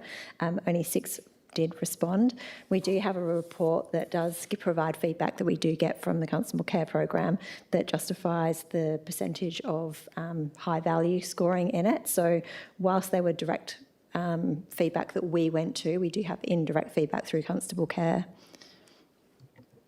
Thank you. Any other questions, councillors? Councillor Wright. Thank you, Mayor. Just one from me. Is the City aware of the City of Joondalup actually stopping their sponsorship agreement for the Constable Care Program? Manager Kerry. Thank you for the question. I'm not personally aware of that. Thank you. Any other questions? Deputy Mayor Miles. Sorry, just an easy one. Thank you, Mayor. With this proposal or sponsorship that's on the table, if council doesn't support it in 2 weeks' time, the council's not liable for anything up to that stage, is that right? This is going forward, so if council doesn't support it, that's the end of the program, is that correct? Manager Kerry. Thank you, Mayor. I'll just pass this one on to the Manager of Community Development, if I can, please. Thank you. Manager Russell. Thank you for the question through you, Mayor. In terms of existing programs, they haven't commenced the service agreement because we don't have a council resolution. However, it will demonstrate that given that the service has been in the community for quite some time, there will be a gap in terms of preventative education around safety and child protective behaviours. So it's something that council will need to consider as part of their decision making. Thank you, Councillor Berry. Thank you. And as a follow-up to that, and as a follow-up to what Councillor Wright said, has there been any conversation or understanding with how the City of Joondalup are now plugging that gap? Thank you. Ms Russell. Thank you. Through you, Mayor. I believe that the decision of Joondalup has only been a recent one, and I'm unsure of how they're managing the gap. Thank you. Any other questions, councillors? If there are no other questions, we now go to item 411, review of the district boundaries preliminary report.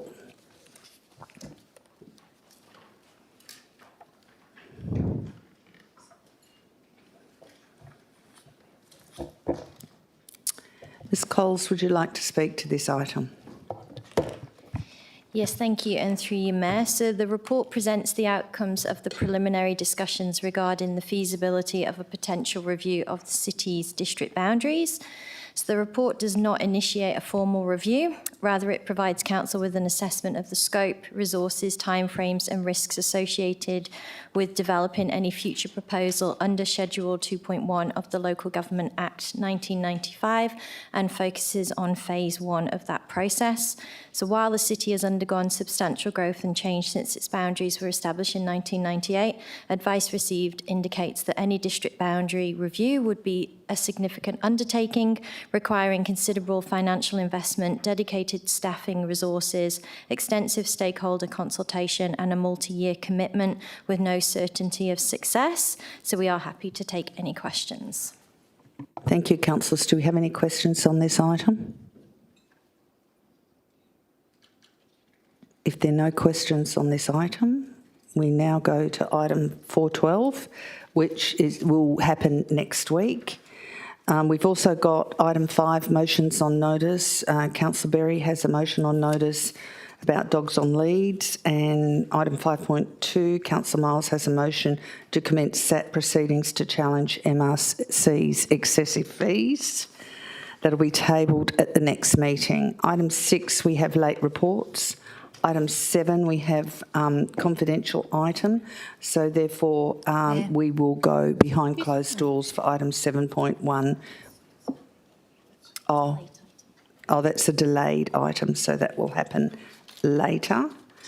Community in place, we have the ARC operator agreement lease, but that will be behind closed doors and that will be tabled at the ordinary council meeting as well. Item 8, the date of the next meeting.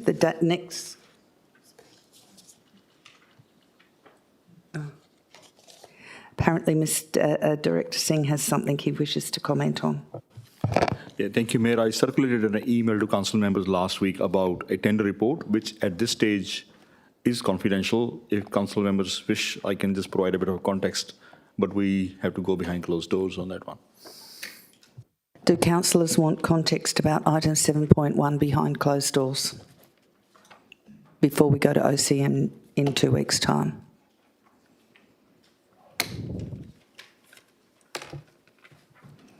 Okay, apparently none of the councillors want any context at this point in time. Item 8, date of the next meeting. The next ordinary council meeting has been scheduled for 6 p.m. on Tuesday the 28th of July to be held at the Council Chamber, Level 1 Civic Centre, 23 Dundebar Road, Wanneroo. Item 9, closure. Thank you everyone for coming tonight, and I declare the meeting closed for the agenda briefing at 8:15.